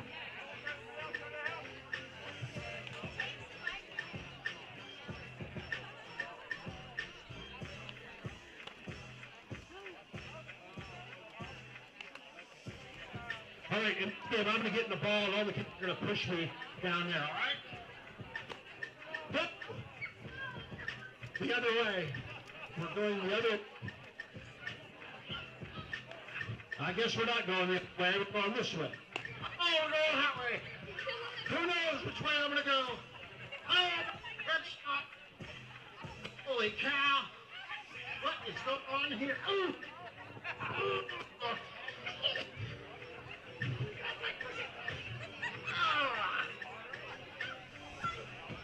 Holy cow.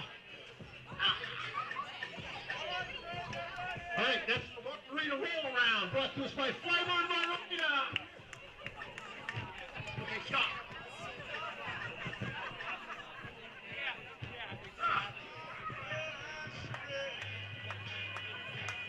Now batting the second baseman, number 41, Elijah Ramos.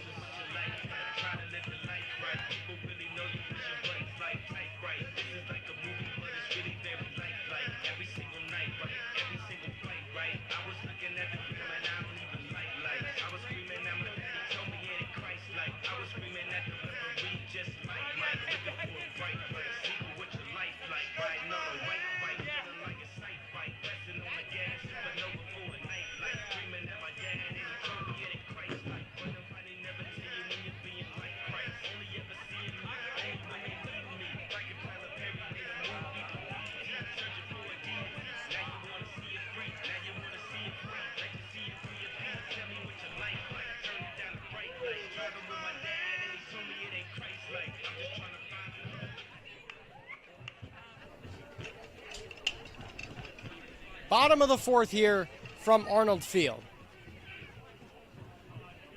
Pitch from Antonio Villalobos to Elijah Ramos. Misses outside to the righty. Ramos is 0 for 2.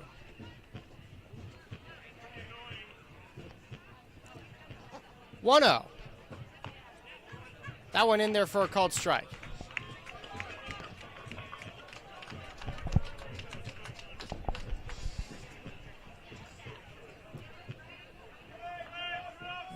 Villalobos pitches on the 1-1, and it skips to the catcher Zapata.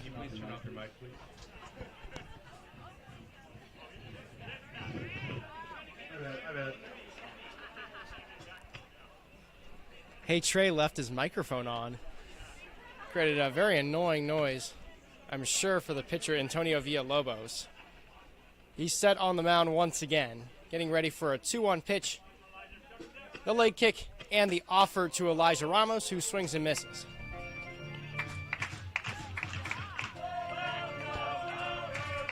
The Stompers put up 3 runs in the second, 4 runs in the third. 7-0, bottom of the fourth. 2-2 to Ramos, and he fouls it back to the net, full count. Looks like he was aiming for Tyler Hawley on that one. They'll do it again on the 2-2, excuse me. Speaking of Tyler Hawley, he's on deck. Jack Lazark is after him.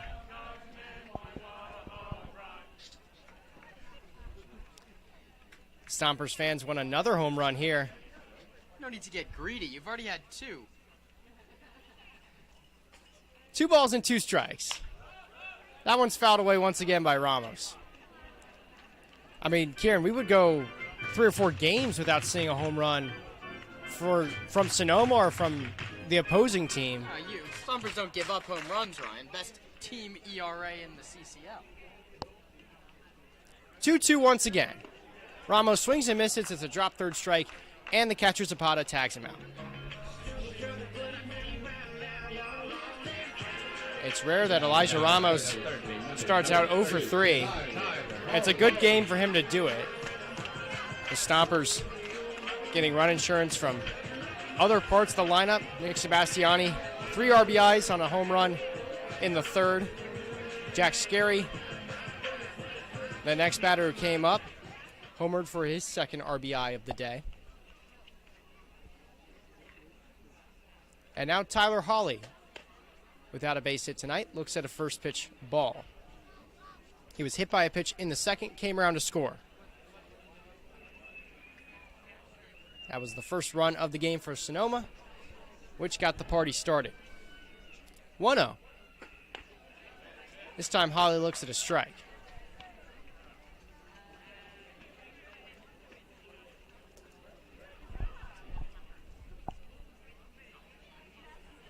Villalobos shakes off a sign. Now rocks and delivers. It's fouled to the top of the cage.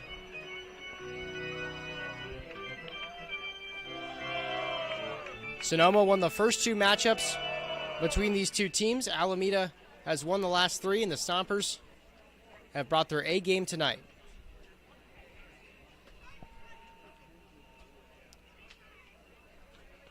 One ball and two strikes to Holly. The offer from Villalobos. Swing and a miss. Back-to-back Ks from Villalobos. Gave up a home run to his first batter in Jack Scary. Gave up a walk and a hit on top of that, but has settled in nicely here in the fourth.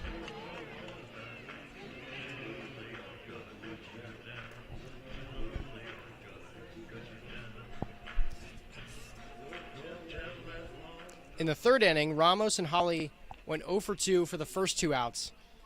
And the Stompers rally started with Jack Lazark. This time, the pitch from Villalobos misses outside. He walked, and then Van Encini was hit by a pitch. Sebastiani brought him home with a 3-run home run. Jack Scurry left the yard with a solo shot. And that was it for the Stompers, 4 runs of the third. 1-0 is a swing and a miss.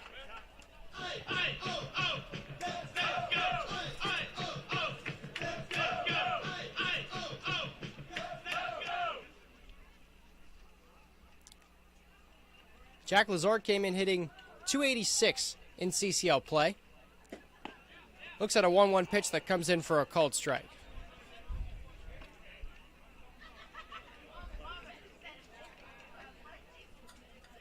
Lazark a home run and 9 RBIs on his CCL summer. A ball and 2 strikes with 2 outs.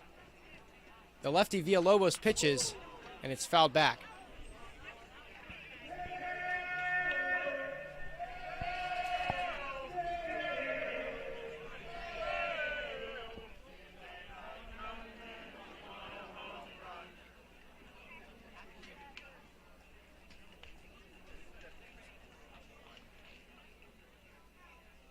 A 1-2 pitch once again.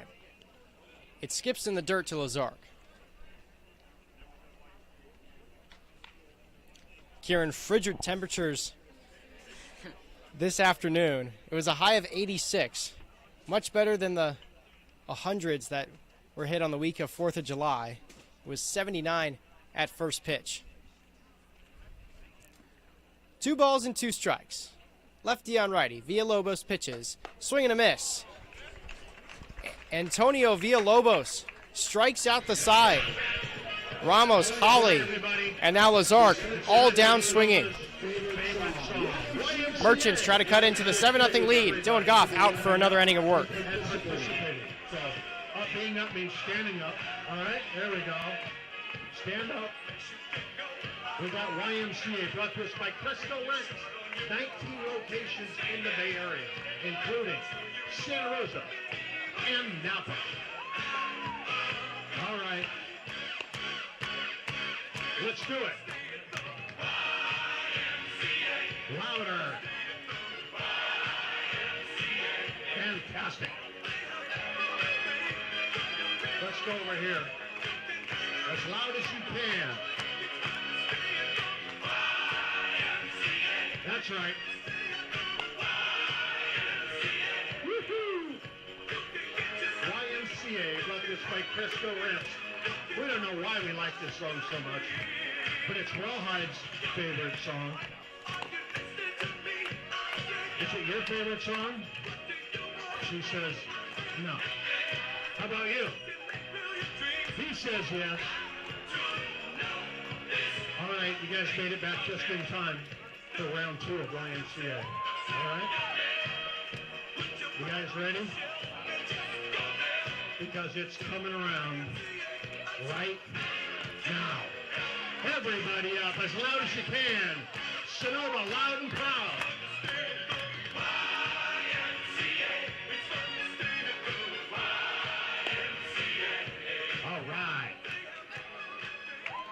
That's YMCA, brought to us by Presto Rents, located in Santa Rosa and Napa. Now batting the third baseman, Rocco Borelli. 4, 5, 6 in the Alameda order, seeing Dylan Goff for the second time through.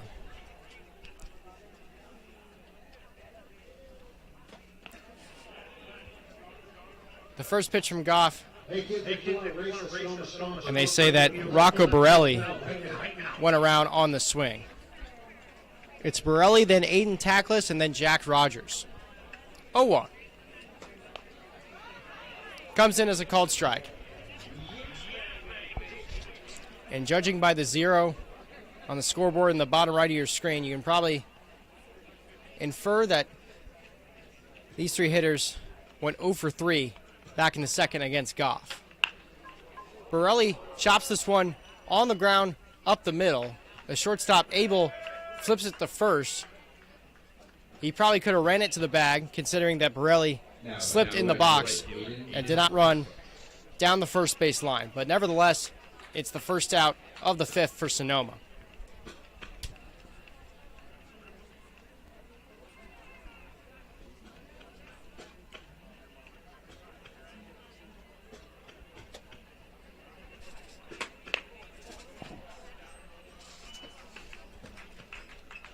Pitches outside to Aiden Tackless.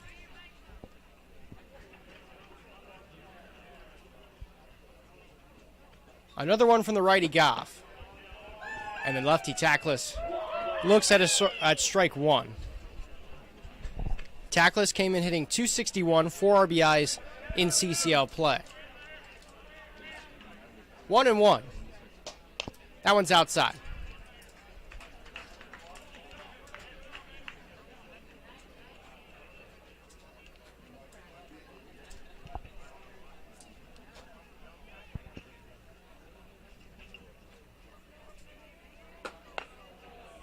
Goff misses outside, and one of the few 3-ball counts he's actually been in all night. He was behind Tackless 3-0 in the second inning. He battled all the way back there, picked up the strikeout. He deals the 3-1 here, and it's sent just over the Merchants' third base dugout.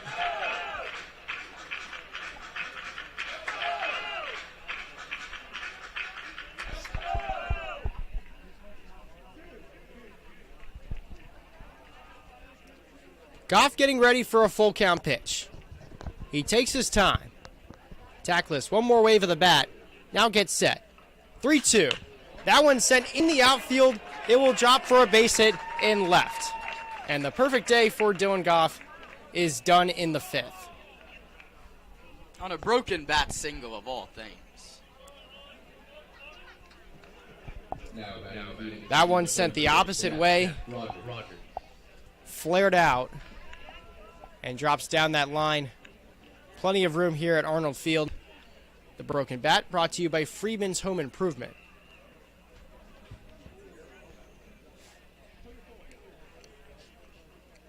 The first time the Stompers' middle infield has been in double play depth all day.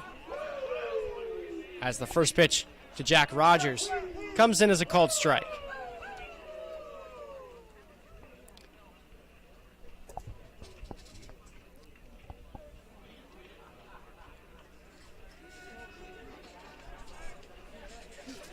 These are the type of performances that you expect to see from the Stompers at home. Just 6-8 in CCL play. 0-1. That one on the ground to the right side. He gets through the 4-hole for a base hit. It's back-to-back singles for the Merchants.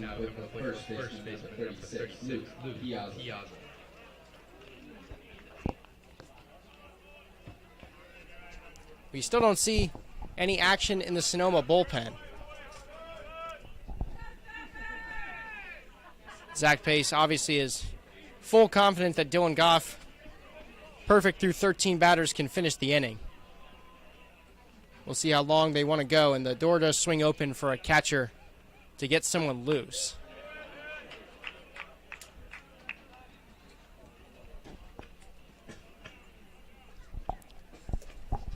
Luke Piazza struck out in the third. He's got runners at first and second, 1 out, and a 1-0 count. Goff pitches inside.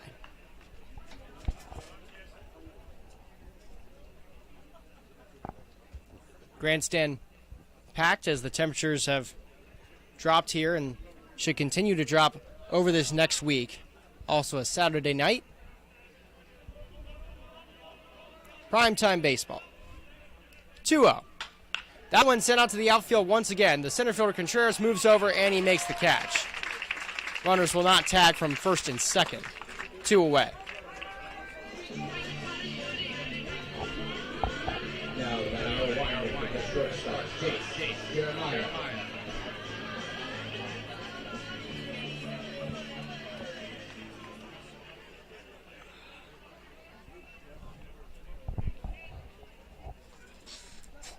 And after Dylan Goff gets that second out on a fly out to center field, pitching coach Mike Nunez out to the mound. I think Bishop has to be telling that this might be the end of the road. Pitch counts up at 56. A reliever not used to throwing that much. They have a lefty up and loosing and almost ready behind him. It's Riley Phelan in the pen for Sonoma.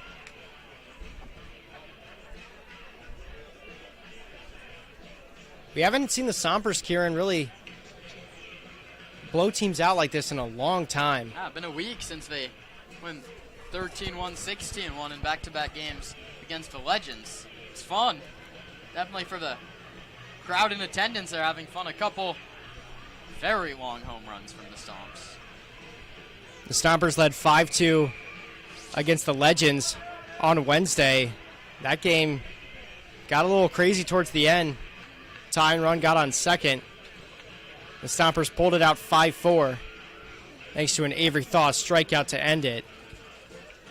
They were tied 5-5 on Thursday against the Seagulls. Let up 2 runs, dropped that game 7-5, and then last night, 6-4 loss to Walnut Creek.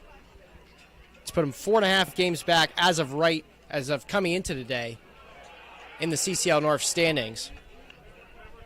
But with a Walnut Creek loss today, they fell 3-2 to San Francisco. Stompers can close that gap. 1-0 from Dylan Goff. This one sent out to the outfield once again down the right field line, and it will drop past the right fielder Jack Scarry. 1 run comes around to score in tackless. Jack Rogers rounds third. He goes in standing up. And the Merchants have cut into the lead. It's now 7-2. A 2 RBI double for Luke Piazza. Now batting the second number 2, the Sensei Feliciano.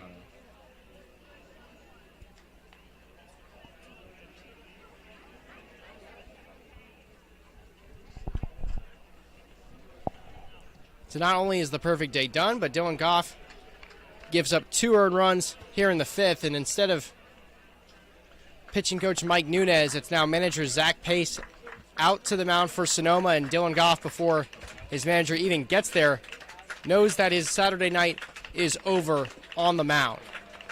Gets a bunch of fist bumps, was absolutely perfect through 4 innings, and Riley Phelan, the lefty, will now replace him on the bump. While Phelan warms up in his position, and Dylan Goff gets a standing ovation here at Arnold Field. We'll take a quick step aside. Now pitching for the Stompers, number 17, Riley Phelan.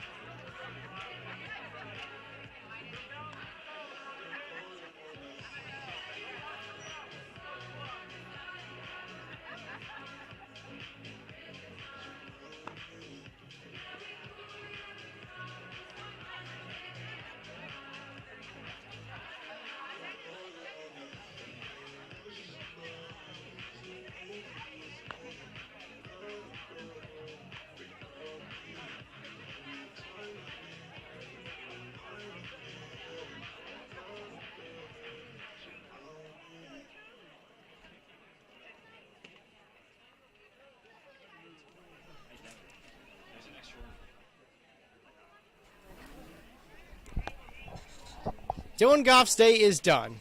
The book is not closed on him. It's now Riley Phelan out on the mound. The lefty is a hometown kid from Sonoma. His first pitch is grounded to the right side. The second baseman Ramos has it, and he gets the last out of the inning. So I'll tell you more about what Phelan is all about and what he's done this summer when he comes back up for the next inning. Dylan Goff gives up the 2 runs, makes it 7-2. Stompers still in front. GMH Builders handle your next commercial or residential building project. GMH Builders located right here in Sonoma. The kids are lined up. The Stompers are getting ready. Me and Rawhide are here to call the action. On your mark. Get set, go! And off. Looks like Kentucky Derby. We got enough kids. We got tons of Stompers. Stompers are waving them bye-bye. Yes, nobody is faster than a Sonoma Stomper today. Oh, we got a header.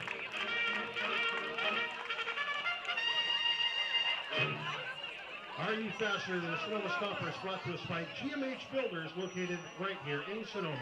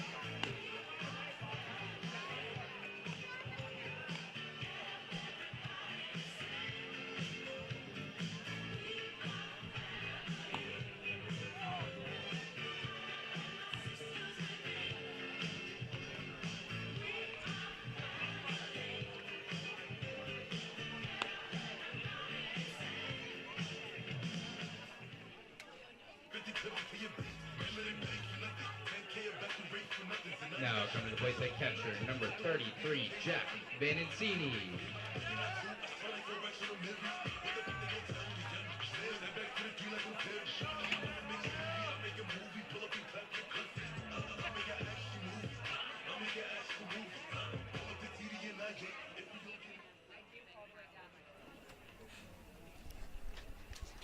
Jack Vanencini in the box. He'll get us started here in the 5th.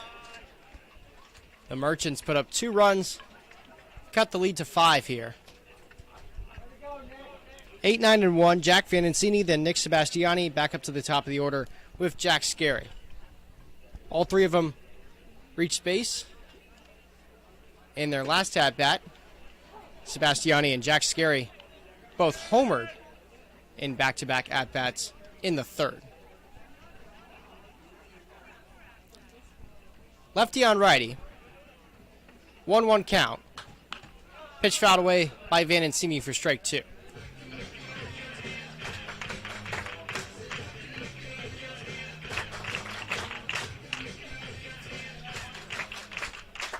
Vanencini, a natural catcher, was in the outfield last night due to some injuries from Stompers outfielders. 1-2. Vanencini swings and misses. He struck out for the first time today. And now Nick Sebastiani is coming up to the plate. And our sideline reporter, Rahil Jaswal, was in the dugout when Sebastiani came back in after hitting a 3-run blast. Rahil, what do you have? Ryan, well, you saw when Sebastiani first saw the home run go out, he raised and pointed toward the outfield. That was because his little brother was out there in the outfield. Then as he was rounding second base, he raised his fist. That was because as he was rounding second, he saw his grandma celebrating, so he celebrated with her.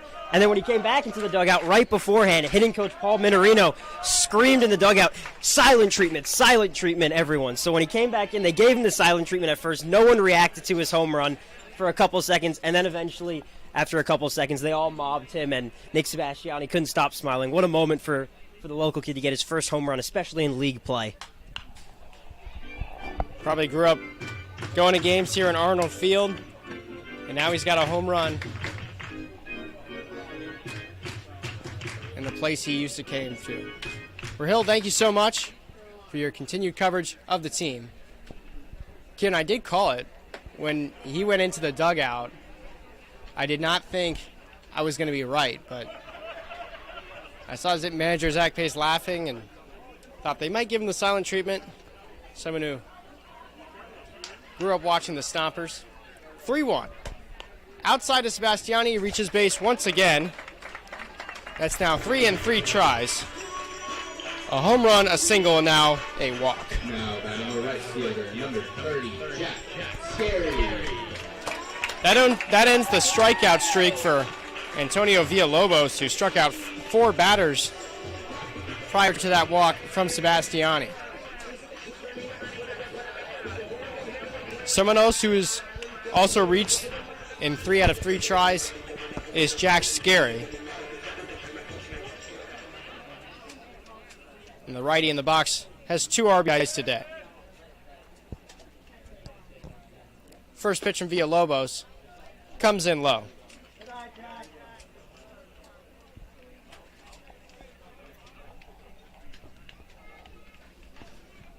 As Kieran said, it will be Jack's last game played here at Arnold Field. 1-0. Outside.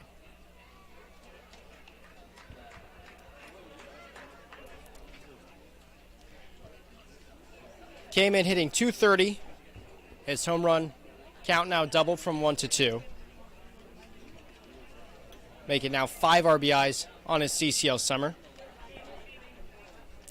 Battery in Villalobos and the catcher Zapata talking things over. Yeah, Villalobos not used to longer outings like this, or at least this summer. Bit of emergency. Had retired 5 straight stompers. He had 4 straight strikeouts when he got Vancini to start the inning, but Sebastiani walks, and now Scary out in front 2-0. Maybe command issues coming in as the pitch count climbs. Still plenty of baseball left to be played. The Stompers will want some more insurance runs. Zach Pace won't be satisfied until this game is all tucked away. 2-0. Villalobos this time finds his spot, comes in as a called strike. Stompers with the 7 runs on 7 hits. The 3 hits from the Alameda Merchants came in the last inning. They put up 2 runs. 2-1 out of the glove of the catcher Zapata. Sebastiani doesn't even think about going for second.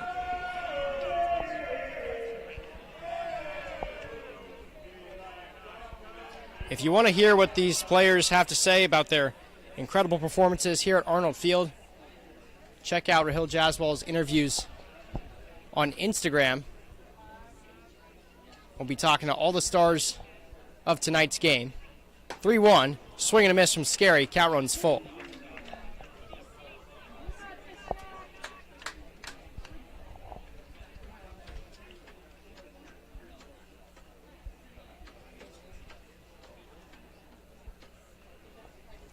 Villalobos shakes off a sigh. Now gets one that he likes.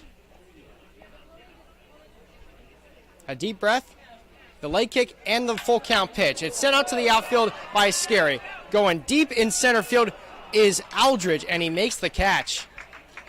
That one was likely hit almost more than 380 feet by Scary. It's 435 dead center here at Arnold Field. That one may have ricocheted off the wall and a few other CCL ballparks. And after getting that second out of the 5th, Dustin Cheney, manager of the Alameda Merchants, going to talk to his pitcher Villalobos. Could be the end of his day. There was a righty warming up in the pen for the Merchants, but Cheney going to walk off the mound and leave Villalobos out there. He gave up that solo home run to Scary as part of his first batter faced. And since then, he settled in well, had those 4 strikeouts in a row. Went through some of the best hitters in the Sonoma order. Went through Ramos, Holly, Lazark, and Vanancini. He's got 2 outs with a runner on first base, and now Trent Abel to the dish for the Stompers. Fouls the first pitch away.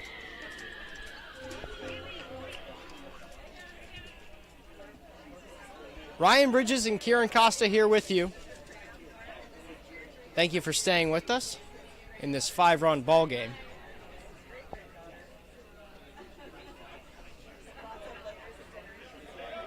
A deep breath, another pitch from Villalobos, and it's grounded down the third base side by Trent Abel. Abel, 3 at-bats and 3 singles tonight. Hasn't been able to come across home plate for Sonoma. He was stranded at first in the first, stranded at second in the second, and stranded at second in the third. 0-2 of 2 outs. Sebastiani a short lead at first base. Villalobos pitches. It's fouled back to the net.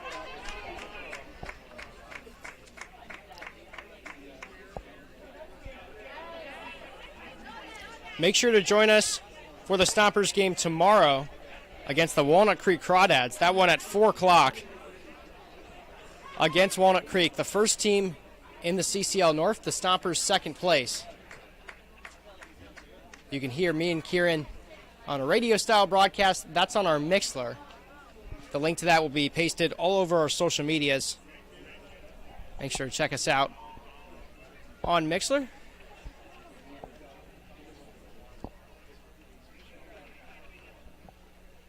Another 0-2 coming from Villalobos. He sets at his chest.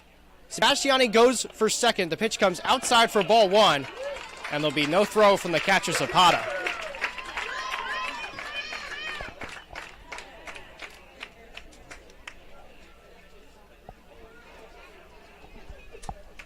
Lights starting to come out here at Arnold Field, approaching 8 o'clock.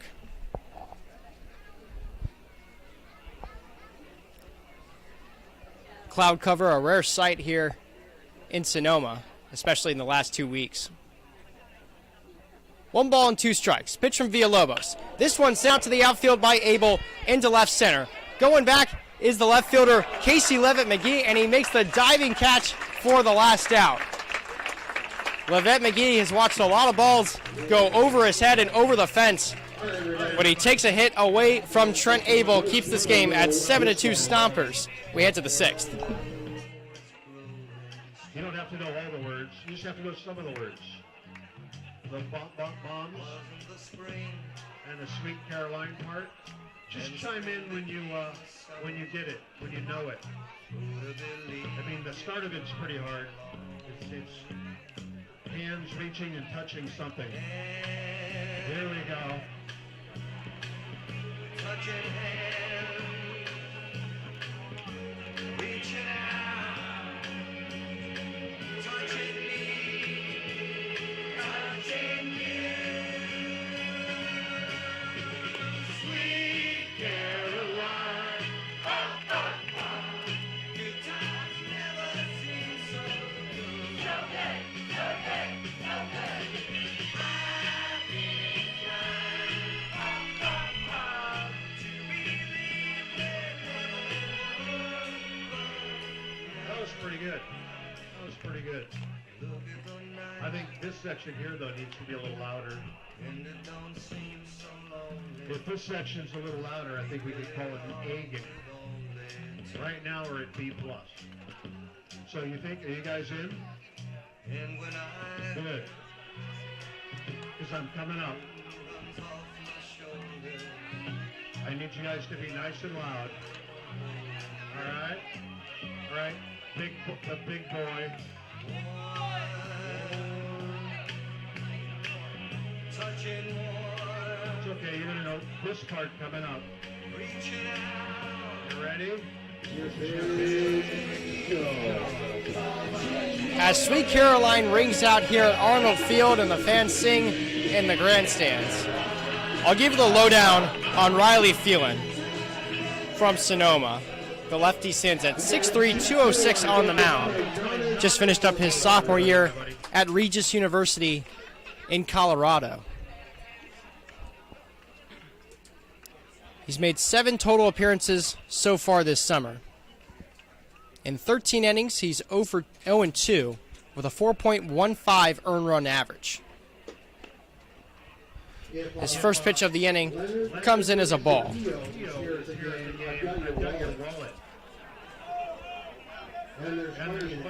Vincente Feliciano, the lefty in the box, and the lefty Phelan, leg kick and the pitch, comes in as a ball, relatively the same spot. Phelan went 1 inning against the Merchants back on June 25th. He picked up the loss in that one. In his 1 inning, gave up 1 hit, a walk, and 2 strikeouts.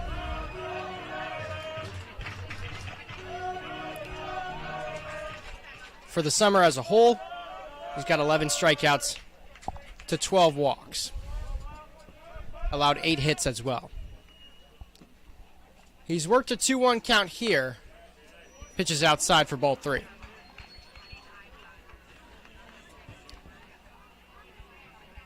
Phelan got the last out against Jace Jeremiah to end the 5th.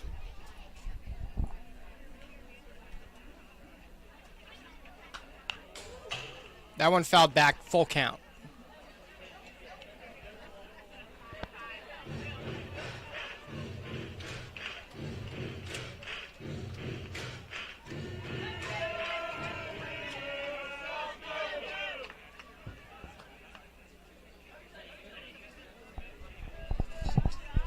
Full count pitch. Swing and a miss.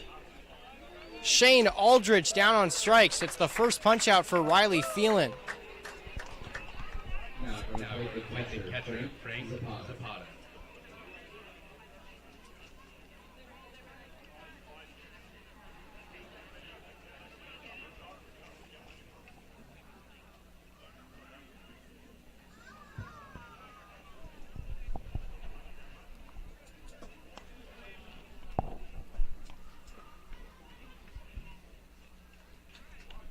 Frank Zapata's 0 for 2. Came in hitting .324, 3 RBIs in CCL play. Lefty on righty. 1-0 pitch from Phelan. Swing and a miss. Phelan getting a lot of swing and misses here in this 6th inning, something he doesn't usually do. He gives up, doesn't get a lot of strikeouts, but when the ball's put in play against him, it's hit very weakly. 1-1. Comes in low. First 10 pitches for Phelan, 5 strikes, 5 balls. He's set once again here. Leg kick and a 2-1 pitch. That one's grounded right back up the middle.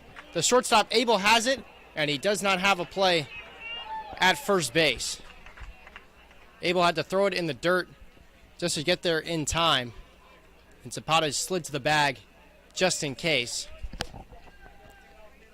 The first hit allowed by Riley Phelan. Now about left field, Casey. And now 1 on with 1 out.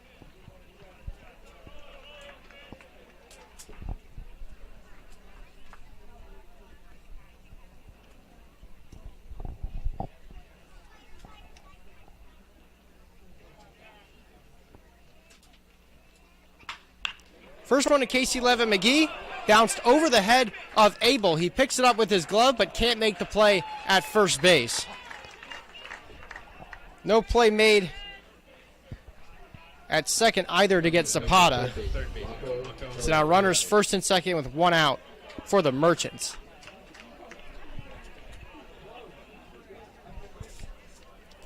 And Zach Pace, Kieran, he's got to be a little worried. Gives up those 2 runs in the 5th. About a 5-run ball game. Still a lot of baseball to be played, and now runners on first and second, only 1 out. Yeah, our official scorer gives Trent Abel an error on that play. A bit of a tough one for Trent, who's been the best defender in the CCL. Great at shortstop. That was a very hard-hit line drive that he had to backpick. But one that they're saying he should have made. Feeling a deep breath. Leg kick and an 0-1 pitch. That's chopped weakly foul, third base side. Phelan has a 3-pitch mix. A fastball, a slider, and a changeup. Fastball averages out at about 81 miles an hour. Changeup and the slider in the 70s. That's all fastball, though. 75% of the time you'll be getting the heater. Lefty on righty. Rocco Borelli in the box. 0-2 pitch. Swing and a miss. A big punch out for Phelan right there.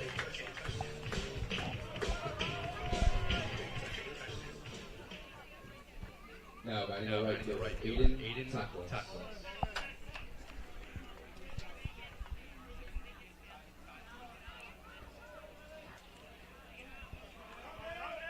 So after going an even 5 balls to 5 strikes in his first 10 pitches, the next 5 have been strikes, and this one sent out to right field over the head of the right fielder, Scary, and it leaves the yard. Aiden Tackless had a single back in the 5th. This one hit much harder and just over the fence around the 345 sign out in right. The 3-run home run has made this a game at Arnold Field from 7-0 to 7-5. The Merchants coming back. Tackless got all of that one, pulled it right over the wall. And the Trent Abel error now coming back to bite the Stompers. I mean, I mentioned that Zach Pace had to be nervous coming into this inning. What is he thinking now? Dylan Goff was perfect. 13 up, 13 down at 4 1/3 innings. And now the Merchants put up 5 in the last 2 and make this a ball game. Phelan just 1 out to go. Pitches the 1-0. Comes in low to Jack Rogers.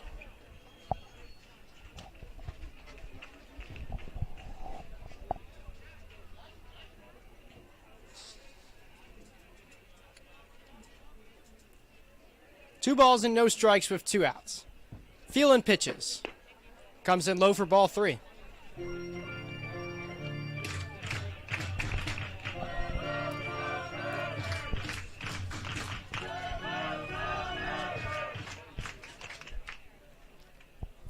Jack Rogers is 1 for 2. Came in hitting 279.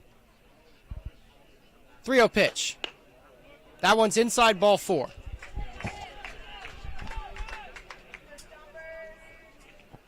Coming to the point of the first baseman, number 36, Luke Piazza.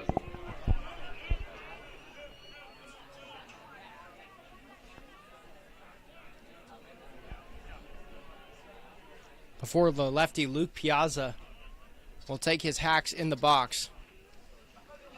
Mike Nunez going to instruct Riley Phelan how to get this last out. The infield will not join him, so it won't be a change, but could be the last batter that Phelan faces.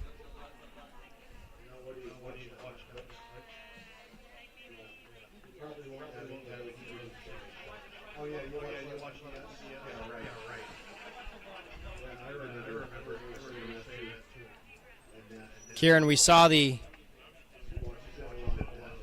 collapse, that 5 runs given up by the Stompers, losing 8-6 to the Seagulls in the 9th. This would be another level, though. Yeah, 7-0 lead. You have 2 home runs. The bats look great, and then Aiden Tackless changes the scoreline in a hurry. He crushed that ball. Scary never had a play on it over the high wall and right over the Cresco banner. Stompers still have a 2-run cushion. Bats need to add some more insurance. And Phelan, more importantly, has to get out of this inning. His off-speed pitch misses high to Piazza. The Stompers with 7 runs on 7 hits and 1 error. That coming in this inning. The Merchants with 5 runs on 5 hits. 1-0. That one's sent in the air, out of play.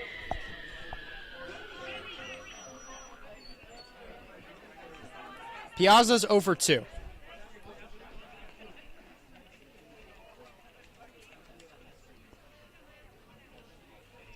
Lefty on lefty.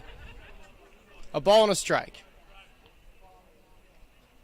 Feeling the leg kick and the pitch. This one sent out to deep right field once again, and Jack Scarry is going to watch it leave the yard. The Stompers with 2 home runs earlier in this game in the same inning. And now the last 3 batters for the Merchants, 2 of those guys have homered. They put up 5 in the 6th inning. They've tied this game at 7-7.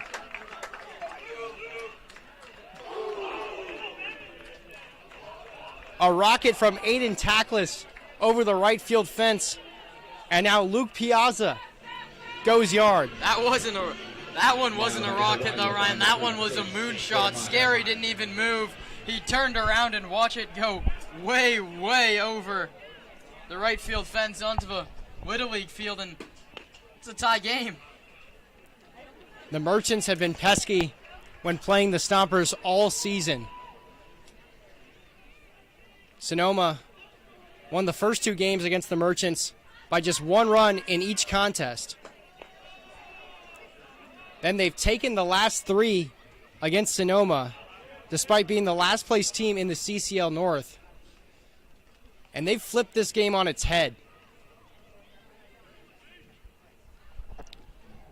2-0 from Phelan. This one sent down the left field line, this time foul. Another hard hit ball off of Riley. And the Stompers fans hear that loud crack, and they think, oh God, not again.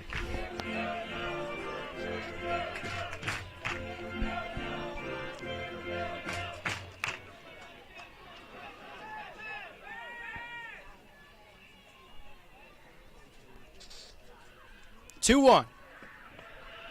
Comes in low.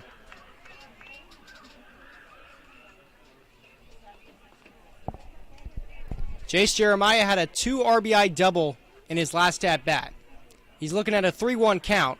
Pitch from Phelan. That one's outside, ball 4. And now here, feeling themselves, Ryan. And now here comes Zach Pace out to the mound. The infield joins them, and that likely means the day's done for Riley Phelan.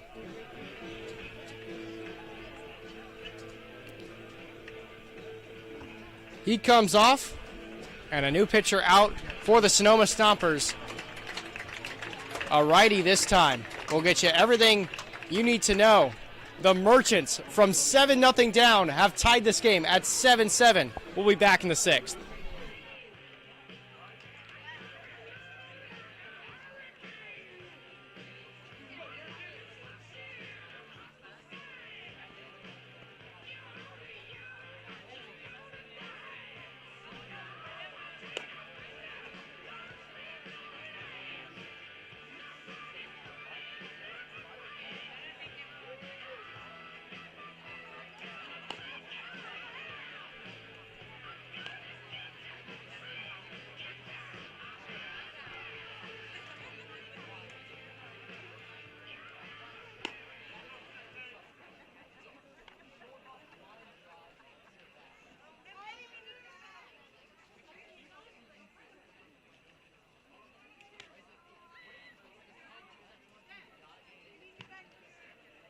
Now pitching for the Stompers, number 51, Sean McBroom.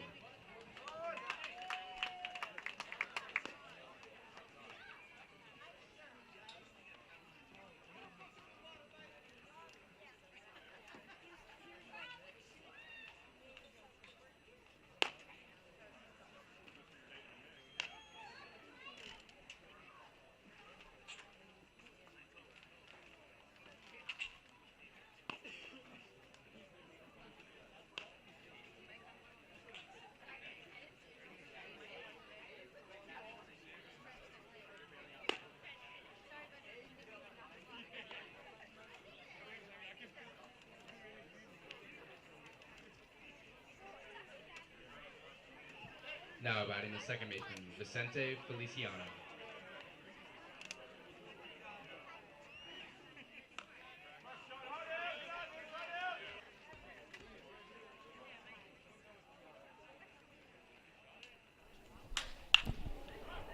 Sean McBroom now into the game for the Stompers, and his first pitch is fouled away.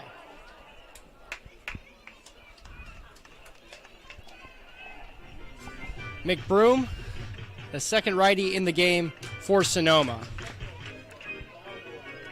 Stands at 5'9", 175 on the bump. Just finished up his freshman season at Los Medanos College. He's made 2 appearances for the Stompers. He's given up no runs. 1-0 through a 4 innings pitch. 3 strikeouts, no walks. Allowed 2 hits as well. 0-1.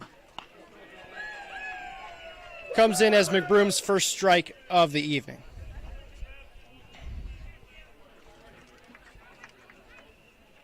McBroom appeared against the Merchants.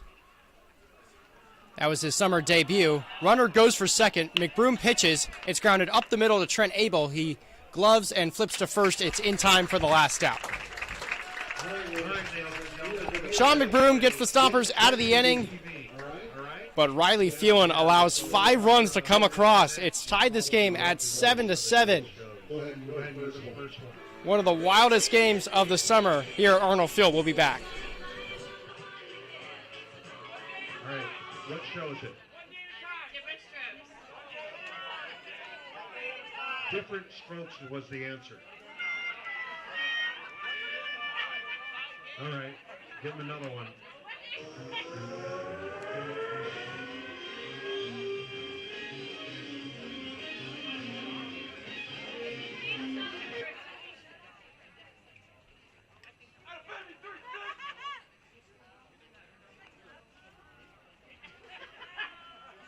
All right, that's the $6 million man.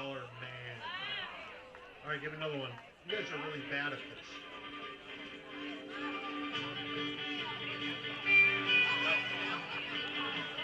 Gunsmoke. What did you say? He said gun smoke. Wrong again. Wow. Epic. This is an epic fail. Give him another one.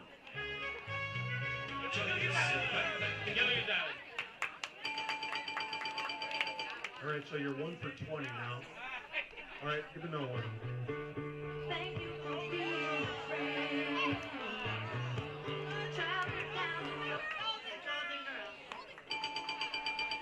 All right, see, the girls are kicking butt now. You were terrible. Give another one. Marty Miller. Marty Miller. All right. They're even up. Go ahead, give me another one.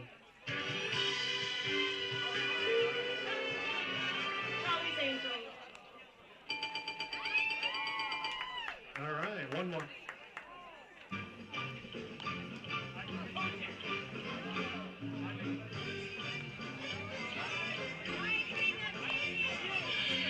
I dream of genies. All right, thanks for playing Gen X TV. They started out epically bad, but they made it back. Fantastic. Thanks a lot for playing Gen X TV.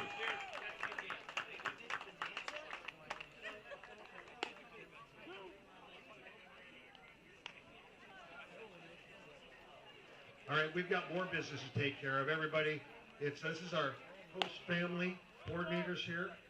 It's Mike's birthday, so let's everybody sing happy birthday to him, all right? Happy birthday to you.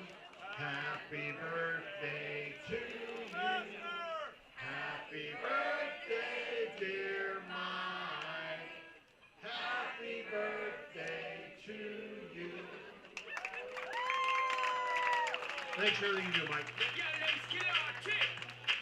Now batting the center fielder, number 7, Paul Contreras.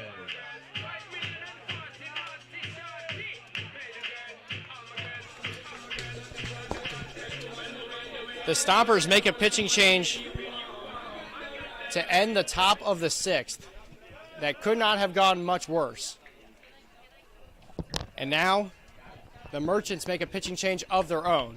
It's Anthony Gamboa now on the mound for Alameda. He's made 5 appearances so far this summer, pitched 7 innings. He's 0 for 1 with a 1.28 ERA. His 1-0 to Paul Contreras will miss the zone. 8 strikeouts to 4 walks. On his summer, he's allowed 5 hits. The Stompers have already seen him twice. 2-0. That one comes in as a called strike 1. He's went 2 1/3 against Sonoma, giving up no runs, only allowed 1 hit, 4 strikeouts to 1 walk. Contreras pops this one away for strike 2.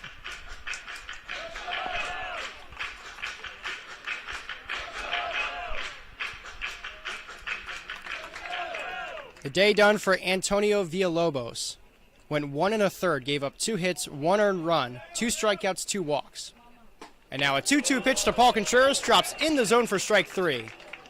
The first batter is a strikeout for Anthony Gamboa.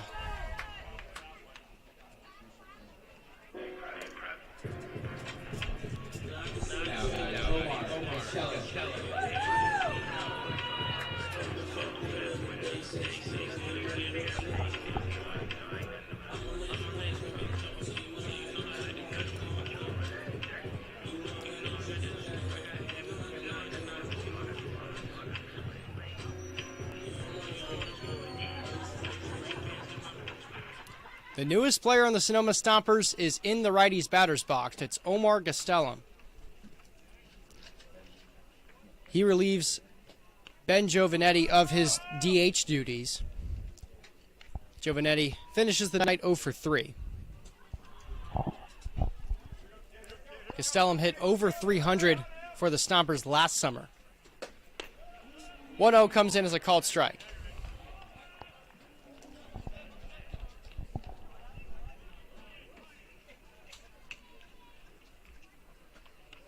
Breaking ball pitch in the zone for strike 2.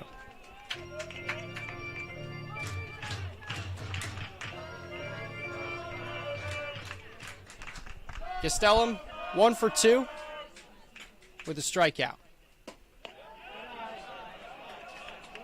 That one misses the zone. A good eye from Gastelum. It's 2-2. Our trackman said it was way off the corner. A nice job by Frank Zapata to bring it back. 2 balls and 2 strikes. Breaking ball pitch misses inside. And the count runs full.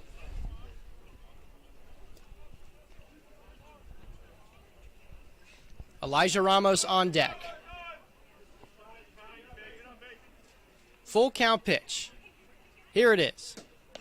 That one, edge of the zone, ring him up. And Gastelum just can't believe it. Kevin Addington hasn't had to make a ton of tough calls tonight.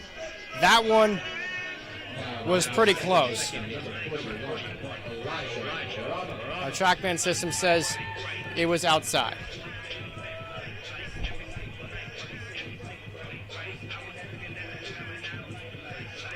Last night, Kieran, I said, what do we know? What does our TrackMan system know at this point? That's a good point. First one to Elijah Ramos. That one's an obvious strike. Elijah's 0 for 3. His 25-game on-base streak is in jeopardy. 0-1. Outside.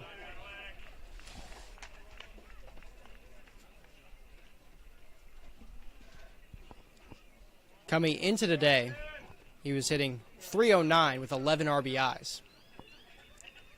A ball and a strike. Gamboa pitches, and it misses.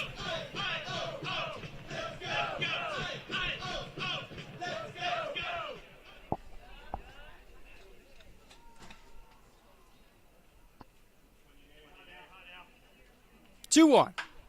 That one in the air to right field. It gets through the gap for a base hit. The first base hit of the night for Elijah Ramos. His on-base streak now up to 26 games. Good piece of 2-out hitting from Ramos. Waits back on it, shoots it the opposite way. Perfectly placed through the 4-hole. Stomps had a big 2-out rally, Ryan. 2 outs, nobody on in the 3rd inning. That turned into a 4 spot with a couple home runs. They'd love to do the same thing here.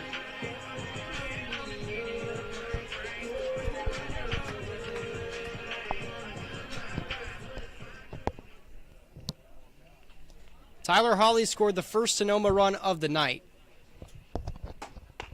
That was back in the second inning. Looks at a first pitch strike.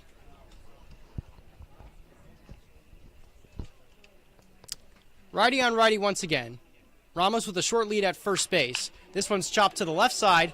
The third baseman, Borelli, has it. His throw across the diamond is in time for the last out. So Anthony Gamboa comes in with that 1.28 ERA, retires the Stompers in 4 batters. Merchants bats look to take the lead when we come back.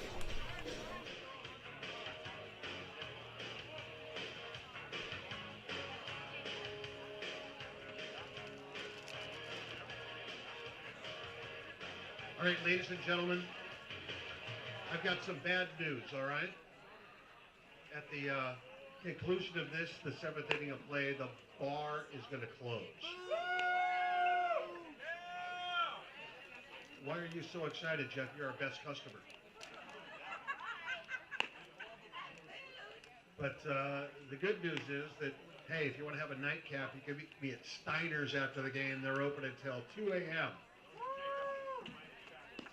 I'm gonna hit Steiner's around midnight, and then I'm gonna hit Town Square around 1 a.m. So I'll see you guys downtown.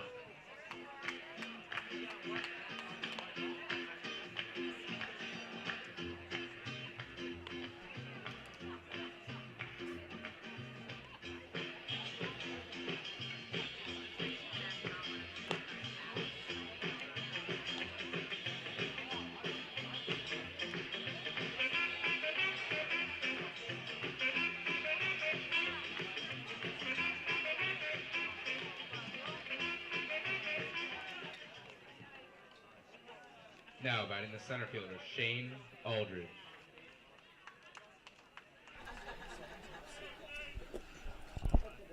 Top of the 7th here at Arnold Field. If you're just joining us, the Stompers had a 7-0 lead through 3 innings.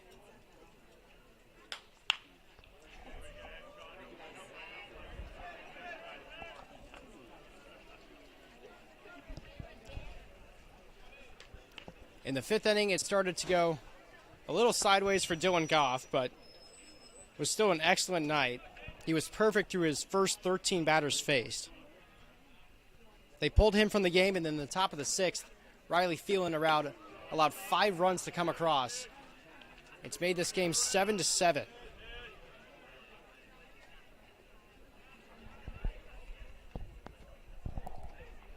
The leadoff man, Shane Aldridge, in the box. He looks at a 1-1 pitch that comes outside.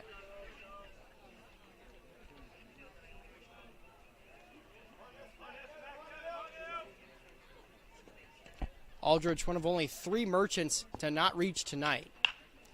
He sends this one in the air down the left field line. It's tailing into foul ground, and the left fielder, Nick Sebastiani, makes the catch for the first out. Now coming to the catcher, number 14, Frank Zapata.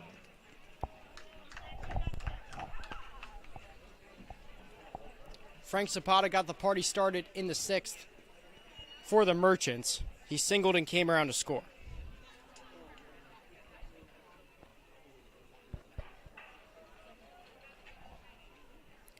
The righty McBroom pitches, and it misses.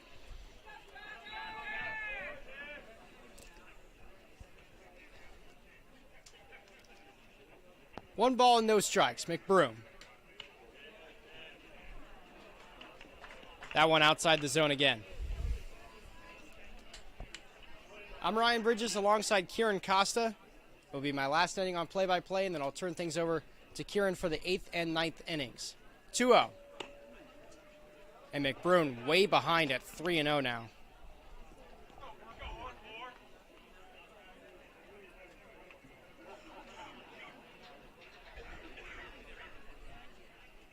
McBroom, leg kick and the pitch. That one's inside, ball 4. A leadoff walk to start the 7th.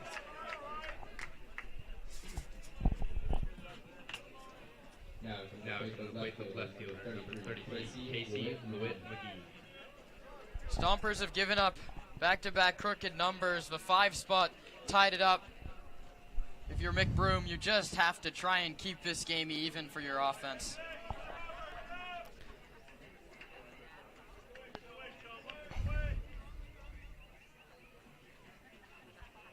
Broom deals.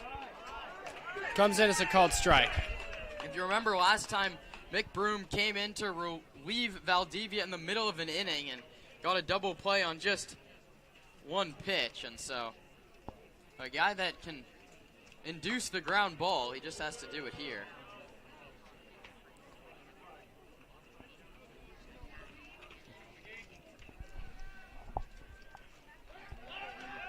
Pick back to first. Not in time to get Zapata. The final line for Riley Phelan went 1 inning. Gave up 3 hits, 5 runs, none of them earned. 2 walks, 2 Ks.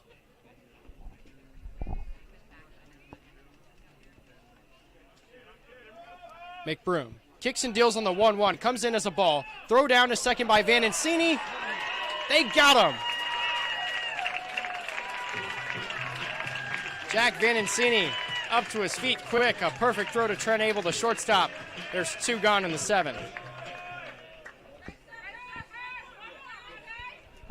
First caught stealing of the night for either team.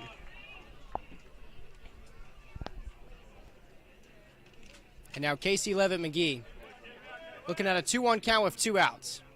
He sends this one on the ground to the right side. The Stompers put up 2 crooked numbers, and now they put up a 0. Sean McBroom gets them through it. It's time to stretch here in Sonoma. The Stompers in the bottom of the 7th looking to take the lead back. They once had it 7-0. We'll be back in the Sonoma Stompers Broadcast Network. Let's go.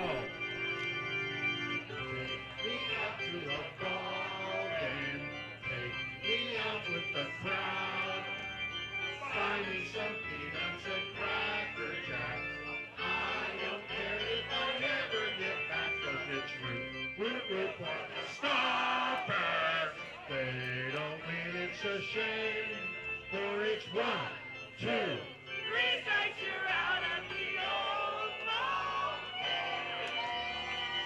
Fantastic. That's the 7th inning stretch brought to us by Congressman Mike Thompson, who you can see his sign underneath the American flag. His campaign dollars hard at work.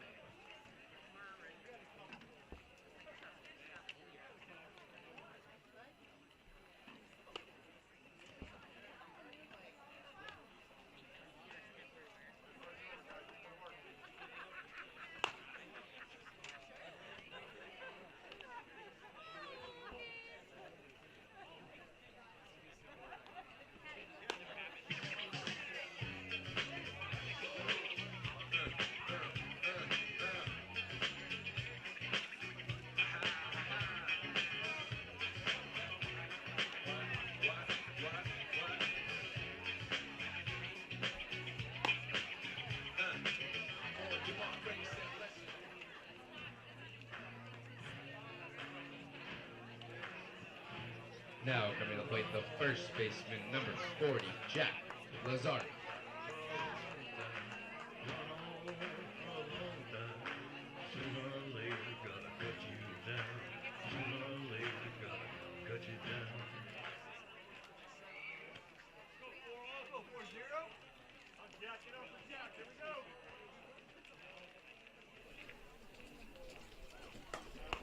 Anthony Gamboa's first pitch comes in as a ball to start the bottom of the 7th. 1-0. Frank Zapata can't frame it. It's 2-0.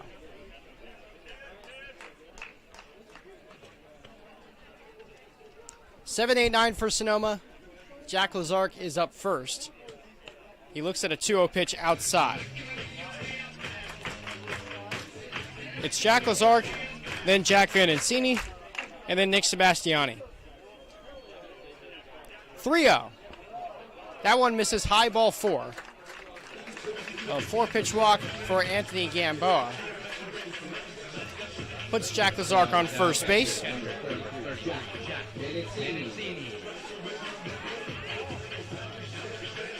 Gamboa, one of the best pitchers on the Alameda staff.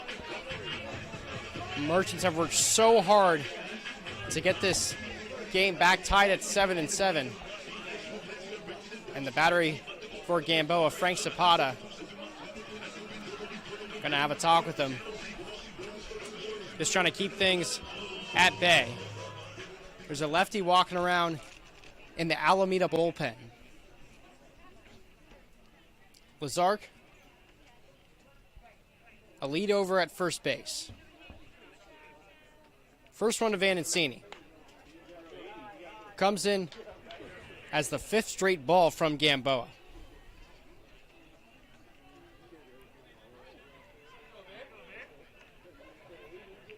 One ball, no strikes. Pitch from Gamboa comes outside.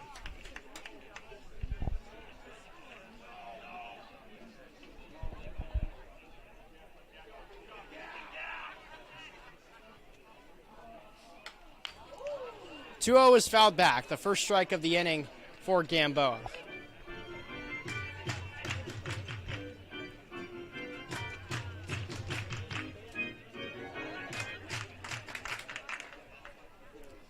It's now 10 strikes and 10 balls from the righty.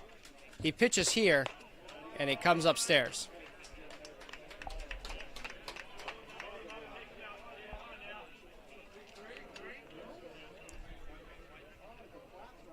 Nick Sebastiani had a 3-run home run back in the 3rd. He's on deck.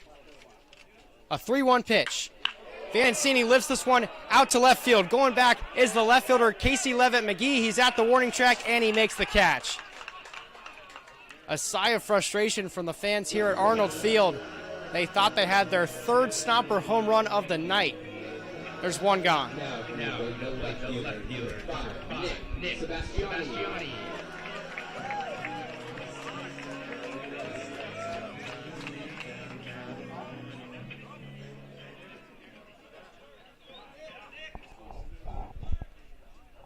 Another righty-on-righty matchup. Sebastiani's in the box. Looks at a first pitch breaking ball high and tight.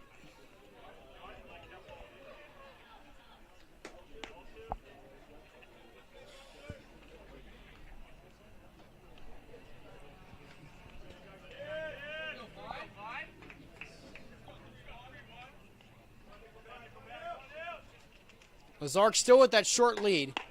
He fakes the run to second base, and the pitch comes in high.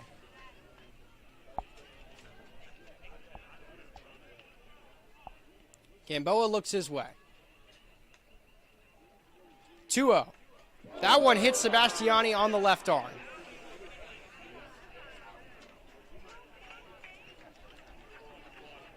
Sebastiani getting on base in every way he knows how. A single, a home run, a walk, and now a hit by pitch.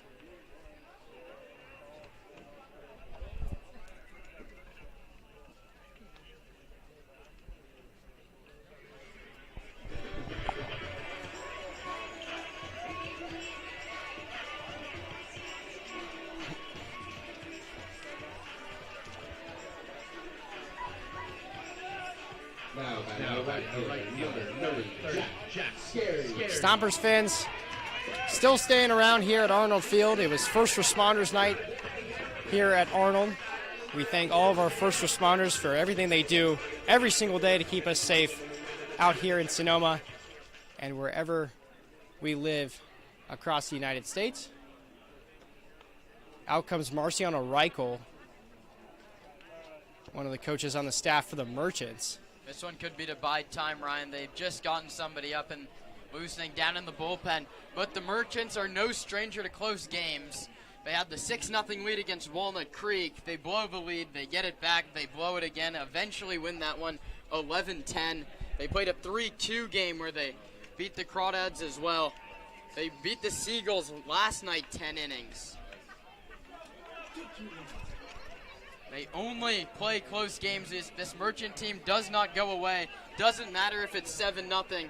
They play close games. They're no stranger to it. The Stompers, on the other hand, have not been great, Ryan. The 2 against the Seagulls here. They do have the comeback wins in San Bruno, but This is one you have to have if you're Sonoma, especially after the other two score lines we see. And now this is just some smart managing from Alameda. They send the pitching coach and catching coach Reichel out. The second he comes back, Cheney will make the change. Kieran hits it right on the head. The lefty still getting loose in the pen. For the Merchants, he's now making his walk. Everybody on the mound is looking his way, and that likely means he'll come in. The gate swings open. A new pitcher on the mound for Alameda. When we come back, game is still 7-7.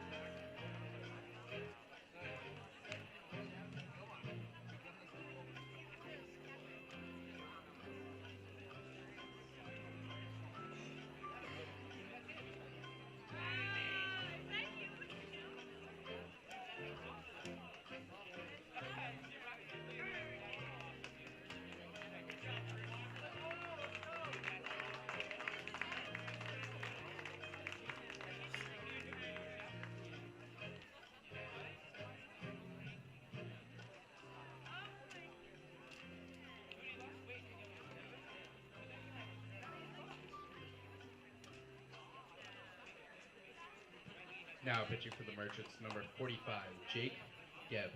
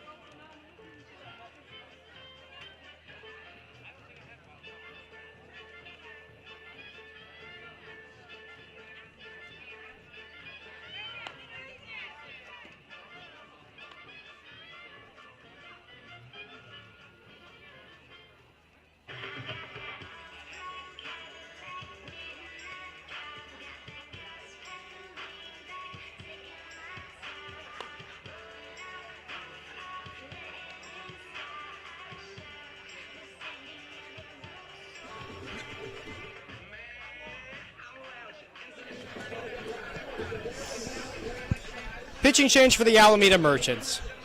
The day done for Anthony Gamboa. That doesn't mean his line is, so we'll give it to you later.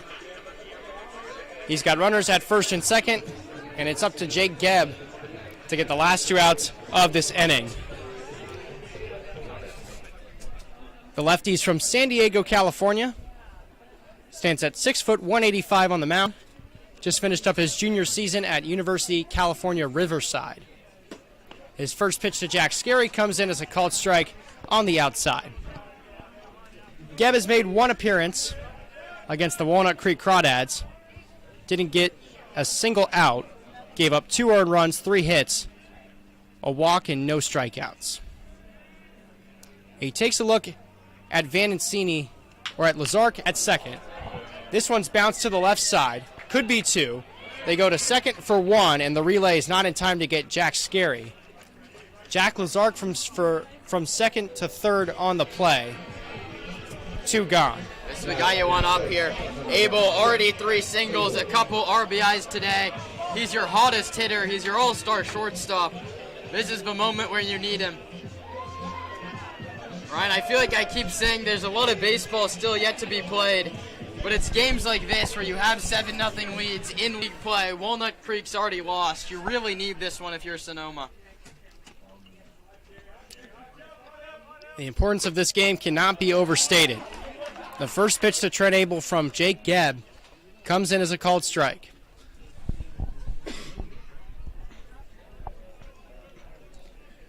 Jack Lazark from third, Jack Scary from first. Gebb looks his way, now fires in an 0-1 pitch. It misses outside. Doesn't get any easier with Paul Contreras on deck. You almost have to put one in the zone to Abel. Abel's 3 for 4 with 3 singles. An on-base machine as of late for Sonoma. Can he bring the go-ahead run at third base home? Gebb does not give him a chance there. Pitches outside.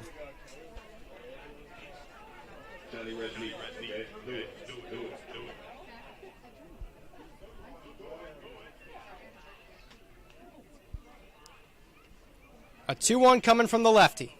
The righty Abel is ready. 2-1. That one comes in for a called strike.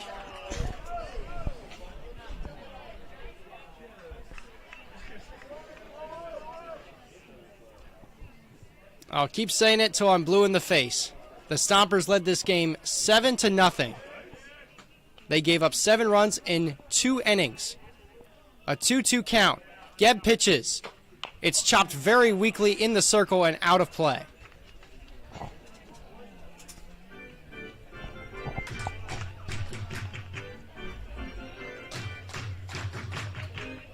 Paul Contreras on deck for Sonoma. The go-ahead 90 feet away. It's runners at the corners with 2 outs. Another 2-2 pitch coming. Gebb, leg kick, and the fire. Fouled back. Way to stay alive. Everything that's on the outer third or a ball or even a ball and a half off that outside corner, Ryan, you have to swing. Every CCL umpire has a wide outside corner to lefties and righties. You cannot end this inning with the bat on your shoulder. Kevin Addington has been no different tonight. Scary's being held on at first base. 2-2. Gebb, another pitch. That one's outside. He gets away from the catcher Zapata. Here comes Jack Lazark. He touches home plate standing up. The Stompers snatch the lead back. It's 8-7 here in the 7th. Sonoma catches a break, Kieran. Doesn't matter how you score him, Ryan. That run counts just as much as Jack Scary's solo home run. Still a big at-bat in the box. Gotta double the lead, Ryan. You have to double the lead here. Scary now in scoring position after that wild pitch. And a full count now to Trent Abel. Gebb pitches. It's outside, ball 4.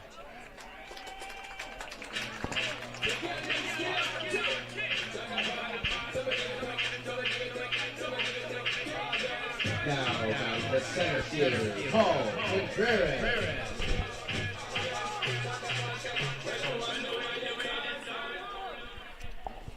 Paul Contreras has the home run power. He hit a home run this week at the College of San Mateo, home of the Menlo Park Legends. The first one to him misses the zone.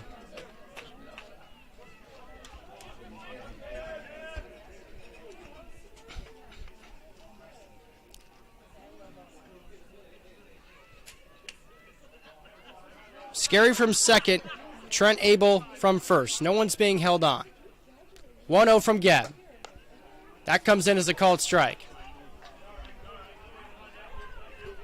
Zach Pace has preached patience in the box.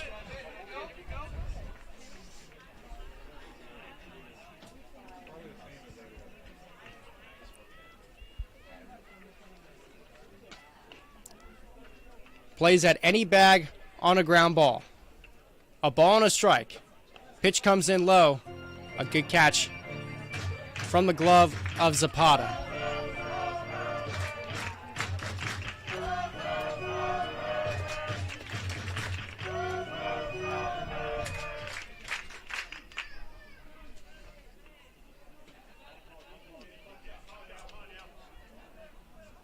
2-1. Swing and a miss.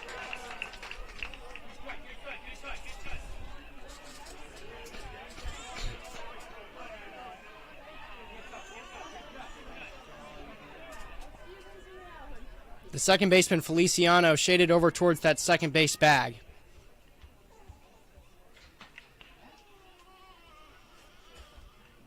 2-2 pitch with 2 outs. Here it is. It's a breaking ball, and they say Contreras went around. Strike 3, out 3. 7th inning over. But the Stompers get a run and the lead. 8-7. It's been an absolute roller coaster here from Arnold Field, and I'm sad to say that I will not be doing play-by-play for the rest of it. Kieran Costa has you the rest of the way. Final 2 innings with Sean McBroom on the mound when we come back.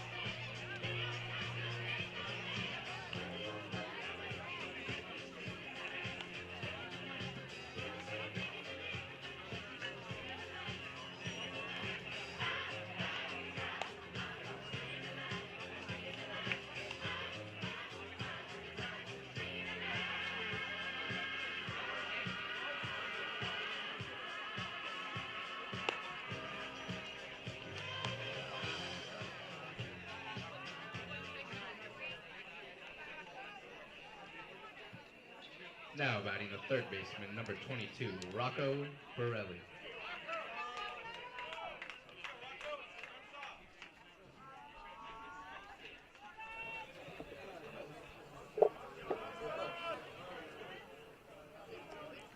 Rocco Borelli, the newly minted Chico State third baseman, takes a called strike 1 after his transfer from Los Medanos.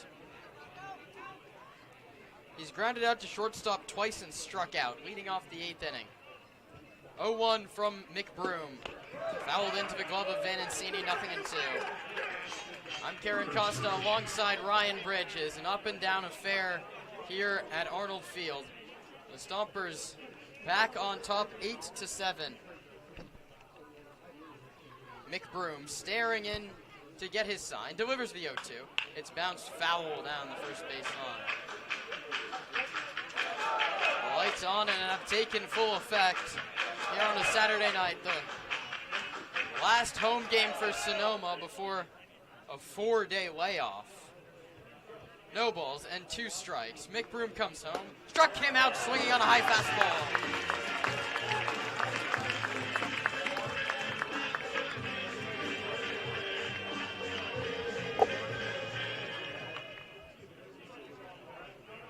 Stomper closer, Mick Kelly up and loosening in the bullpen down the right field line. You'd wonder how comfortable Zach Pace would be asking him to get 5, 4, or maybe just the 3 outs. Fouled at the plate by Aiden Tackless. All he's done is singled and delivered a booming 3-run home run.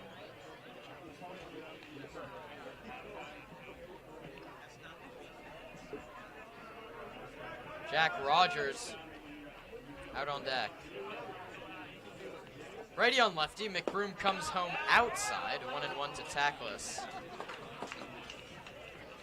Struck out in the 2nd, singled in the 5th, homered in the 6th. Up here in the 9th, represents the tying run.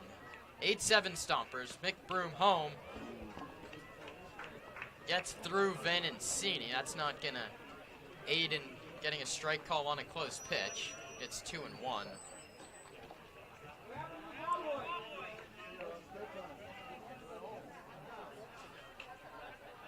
Nine Merchants came to the plate in a 5-run 6th inning. Stompers got the run back on a wild pitch in the last of the 7th. Mick Broom puts an 86-mile-per-hour fastball in the zone. The count's even 2-2. Goff to Phelan. Now Mick Broom, and we're guessing Kelly for the 9th.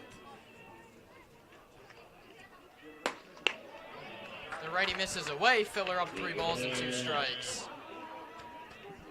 Mick Broom, 5'9" right-hander out of Los Medanos College.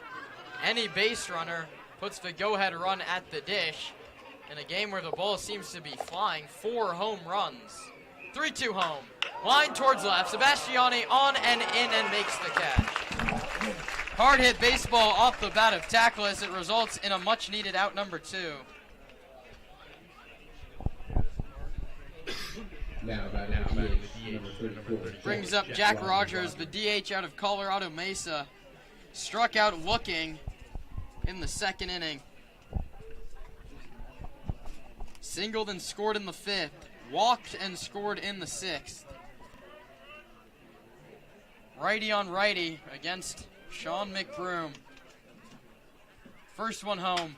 Grounded to the left side. Hawley gloves it. The third baseman pumps and throws in time. A 1-2-3 8th inning for Sean McBroom. The Stompers' last chance for insurance on the other side. 8-7 Sonoma on the Stompers Broadcast Network.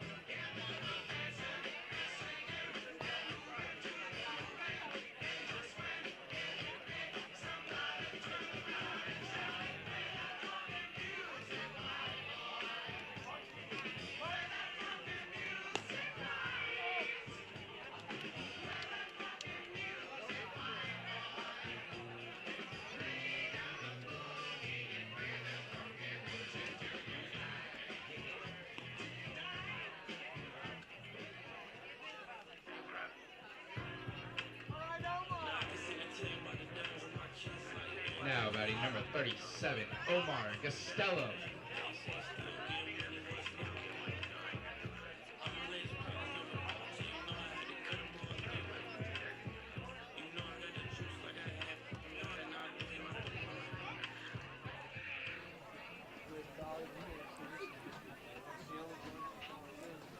Omar Gastelum leads off the 8th and takes a called strike 1 from Jake Gebb.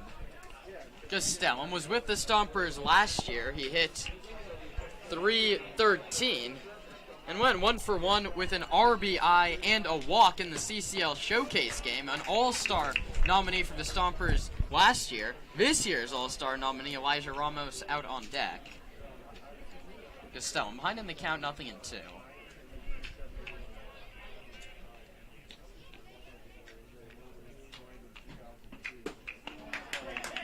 Takes outside. Our TrackMan system agrees with the home plate umpire, Kevin Addington.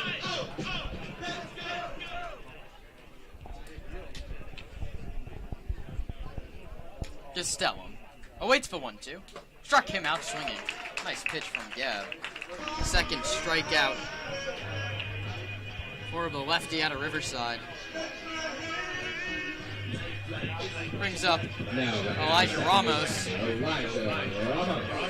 Pushed his on-base streak to 26 games with a 2-out opposite field single in the 6th.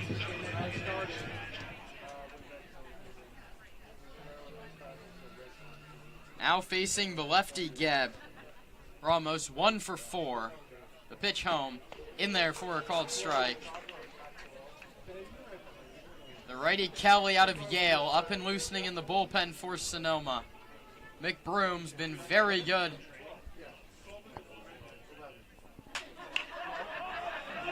Through his 2 innings. That one's popped up to the right side. Easy play for Feliciano. 2 down in the Stomper 8. Now third baseman Tyler Hawley. Mick Broom came in a mop-up job after Phelan gave up the home runs and the walk. He got out of that inning.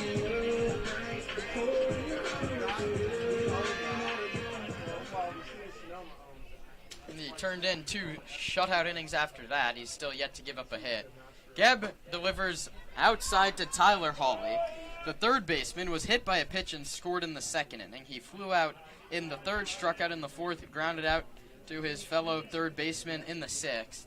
Looking to keep the 8th inning alive for Sonoma and add some cushion to a 1-run lead. He sends this one deep down the left field line and foul.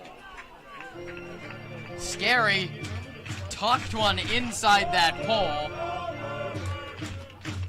And Sebastiani put one way up in the bleachers. Either way, it's a long and loud strike number 1.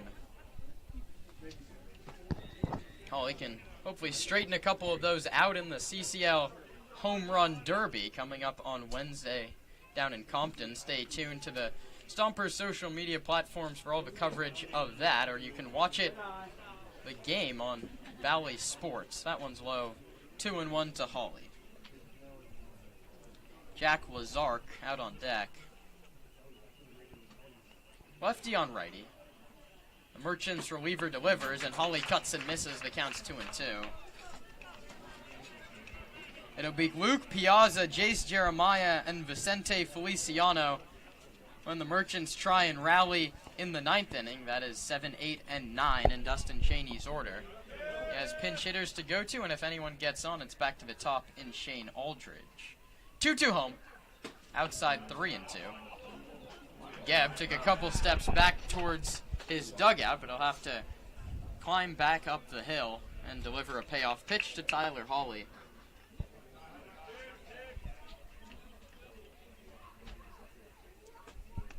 Three balls, 2 strikes, 2 outs.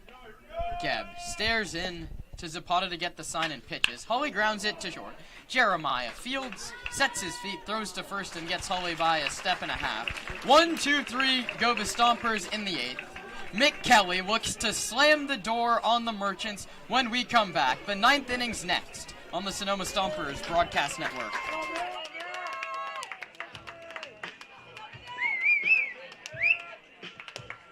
Now pitching for the Stompers, number 50, Mick Kelly.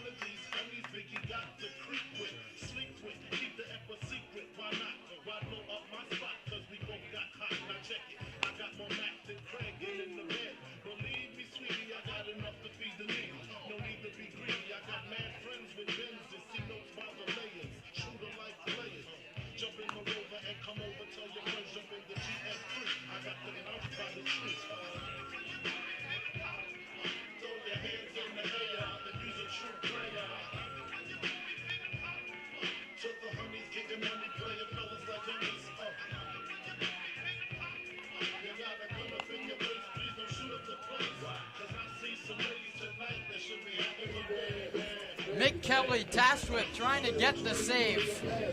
3 outs to get a 1-run cushion to protect. Kelly, the 6'4", 230-pound right-hander out of San Francisco, attends Yale University. He hadn't pitched in a year due to Tommy John surgery coming into the summer, and he's been nails in his outing since. yet to give up an earned run in 5 innings pitched in 4 games. He has 6 strikeouts and 1 walk, only 4 hits allowed. He pitched against these Merchants on June 22nd. He got the win, going 2 innings and giving up 1 hit, 1 walk, and 3 strikeouts. A 2-1 victory for Sonoma. That was the last time they beat this Merchant squad, who's taken the last 3 meetings between the CCL North foes. Kelly's last appearance exactly a week ago against the Legends, a 2-1 win in itself. He pitched the 8th inning, 2 hits, and got the save, picking up a couple strikeouts. Now, first baseman, number 36, Luke Piazza. A win and a save for Kelly. He's a guy that's been tasked with finishing games time and time again for the Stompers. He goes to work in the 9th inning against Luke Piazza. Righty on lefty.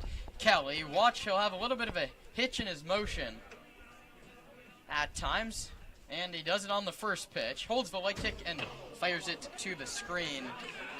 He throws the fastball 77% of the time. It almost touches 90 miles an hour. It sits at 89. His slider and changeup come in the high 70s, so he's exactly 10 mile per hour difference between the heater and the off speed. Ready to deliver a 1-0 Piazza. No hitch in his delivery. This time he misses high. 2 balls and no strikes.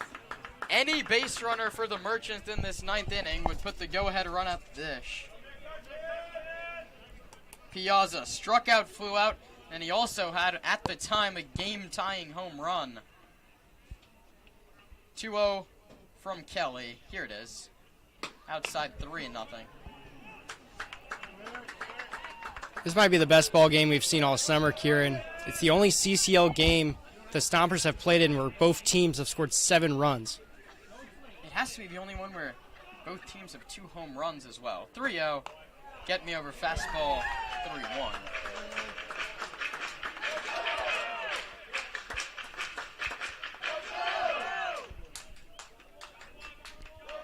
Kelly will be reunited with former Stomper Caden Dosa at Yale this coming fall, but he loses Luke Piazza here to start the 9th. Coming to the plate, the shortstop, Jace Jeremiah. Brings up Jace Jeremiah. Line out, double, and a walk. And I think Wyatt Thame's going to come into pinch run for Piazza. I wouldn't be surprised to see Mike Nunez come out in the middle of this at-bat if it starts to go the same way for Kelly. Yeah, Wyatt Timms on to replace Piazza at first base. So Luke's day is done, and that brings up Jace Jeremiah. Stompers middle infield, shaded for 2, caught on and missed. A high fastball at 87. Jeremiah comes up empty.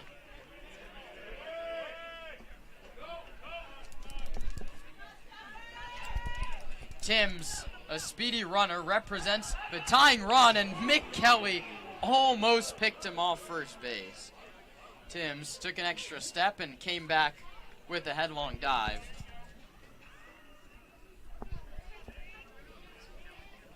No balls and 1 strike. Kelly picks to first again and almost got him again. Wyatt Timms has swiped 11 bases in just 20 games.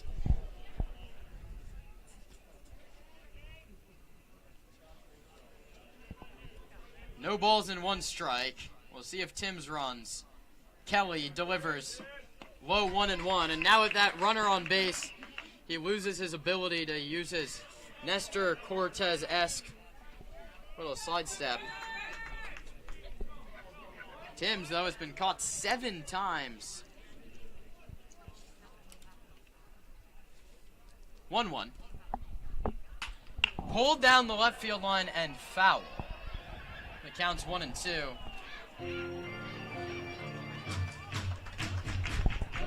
Timms stole 17 bases last year. Transferred from Biola to Willamette.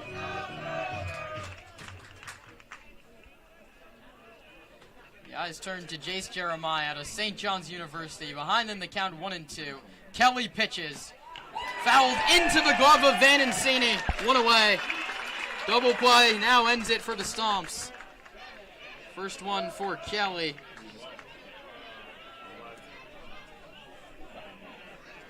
And to the bench goes Dustin Cheney for Jacob Ornells. Ornells hitting .242. The sophomore out of Augusta College, hails from Honolulu, Hawaii. 3 doubles, 6 RBIs. A gapper could tie the game with the speedy Timms at first. Kelly staring in, delivers. Timms runs, cut on a miss. The throw down to second. Vanencini, the tag from Ramos is late. And a big stolen base from Timms. Van almost got him on the throw. What a jump by Timms. He is so speedy, but that was about as good of a jump as you could get.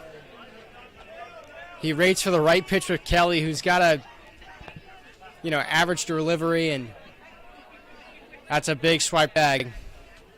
Do you bunt him over? Runner in scoring position. You have the top of your lineup next.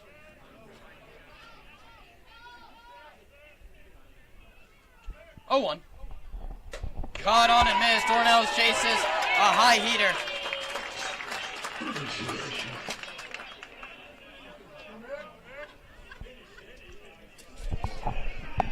A righty has come out on deck for the Merchants. Double play out of order after the Timms stolen base. Kelly way out in front 0-2. Checks the runner at second and whirls that way. Timms back to the bag.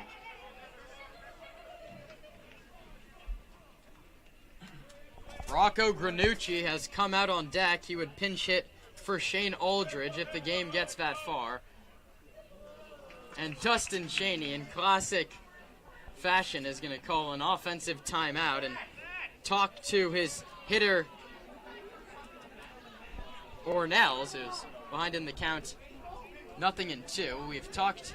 I've talked to Cheney about that after games, Ryan, after we noticed it in Alameda. He does this to throw off the hitter's timings, or the pitcher's timings, settle in the hitter a little bit. Kelly had delivered 2 high fastballs, both swung on and missed. Cheney wants to talk it over with his hitter. Yeah, some teams do it, some teams don't. When you get into these crucial situations, you want to make sure every detail is ironed out. No balls and 2 strikes. He comes home.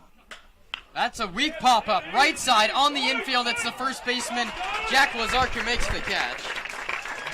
As a baseball purist, Ryan, I'm not a fan of the offensive timeout. You'll never see it in higher levels of baseball. And it all comes down now to Rocco Granucci.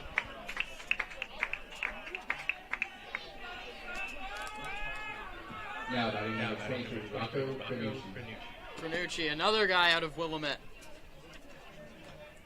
Hitting .167. He's 7 for 42 on the season. Yet to pick up an extra base hit. 4 RBIs. He doesn't need an extra base hit to score. Timms.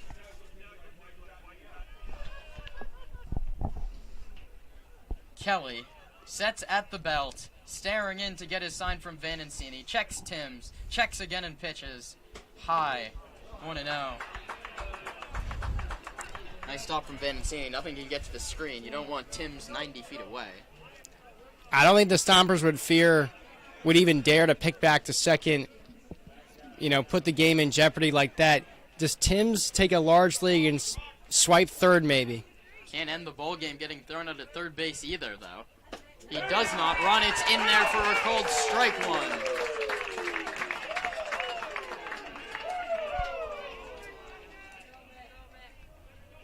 Wouldn't it be fitting, Ryan, in a game where they hit 2 home runs, a go-ahead run scored on a wild pitch, nothing more Stompers 2024 than that. Timms doesn't run, it's fouled back to the screen, 1-2.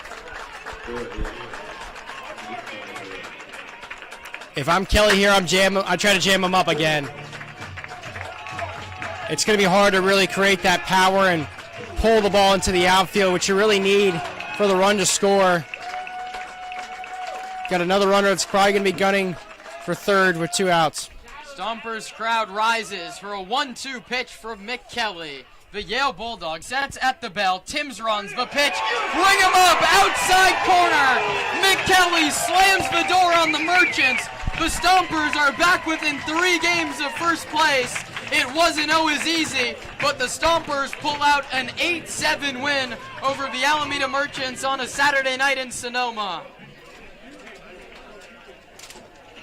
Ryan, there was times you're up 7-0, it's 7-7, but a wild pitch in the 7th inning is the difference for Sonoma. That one's gotta feel good. You're back within 3 of the Crawdads.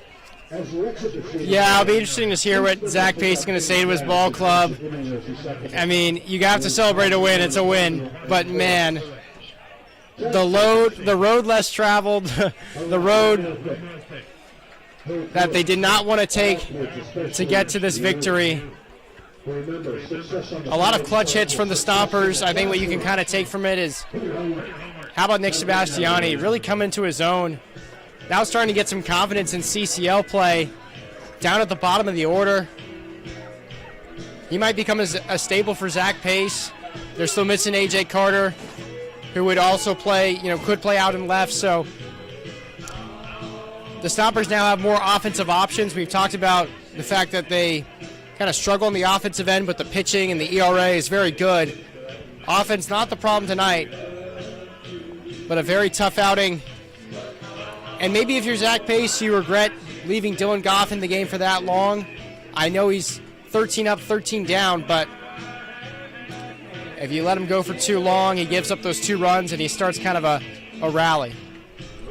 The Stompers take it set air. Stompers take it. The winner is Sean McBroom out of the bullpen. The loser is Anthony Gamboa, and the save, in nervy fashion, goes to Mick Kelly. The Stompers improved to 14-12, 3 games behind the first place Crawdads. The Merchants remain in the cellar. They fall to 9-15. Stompers even the season series at 3-3. They improve to 7-8 here at Arnold Field and break a mini 2-game losing streak.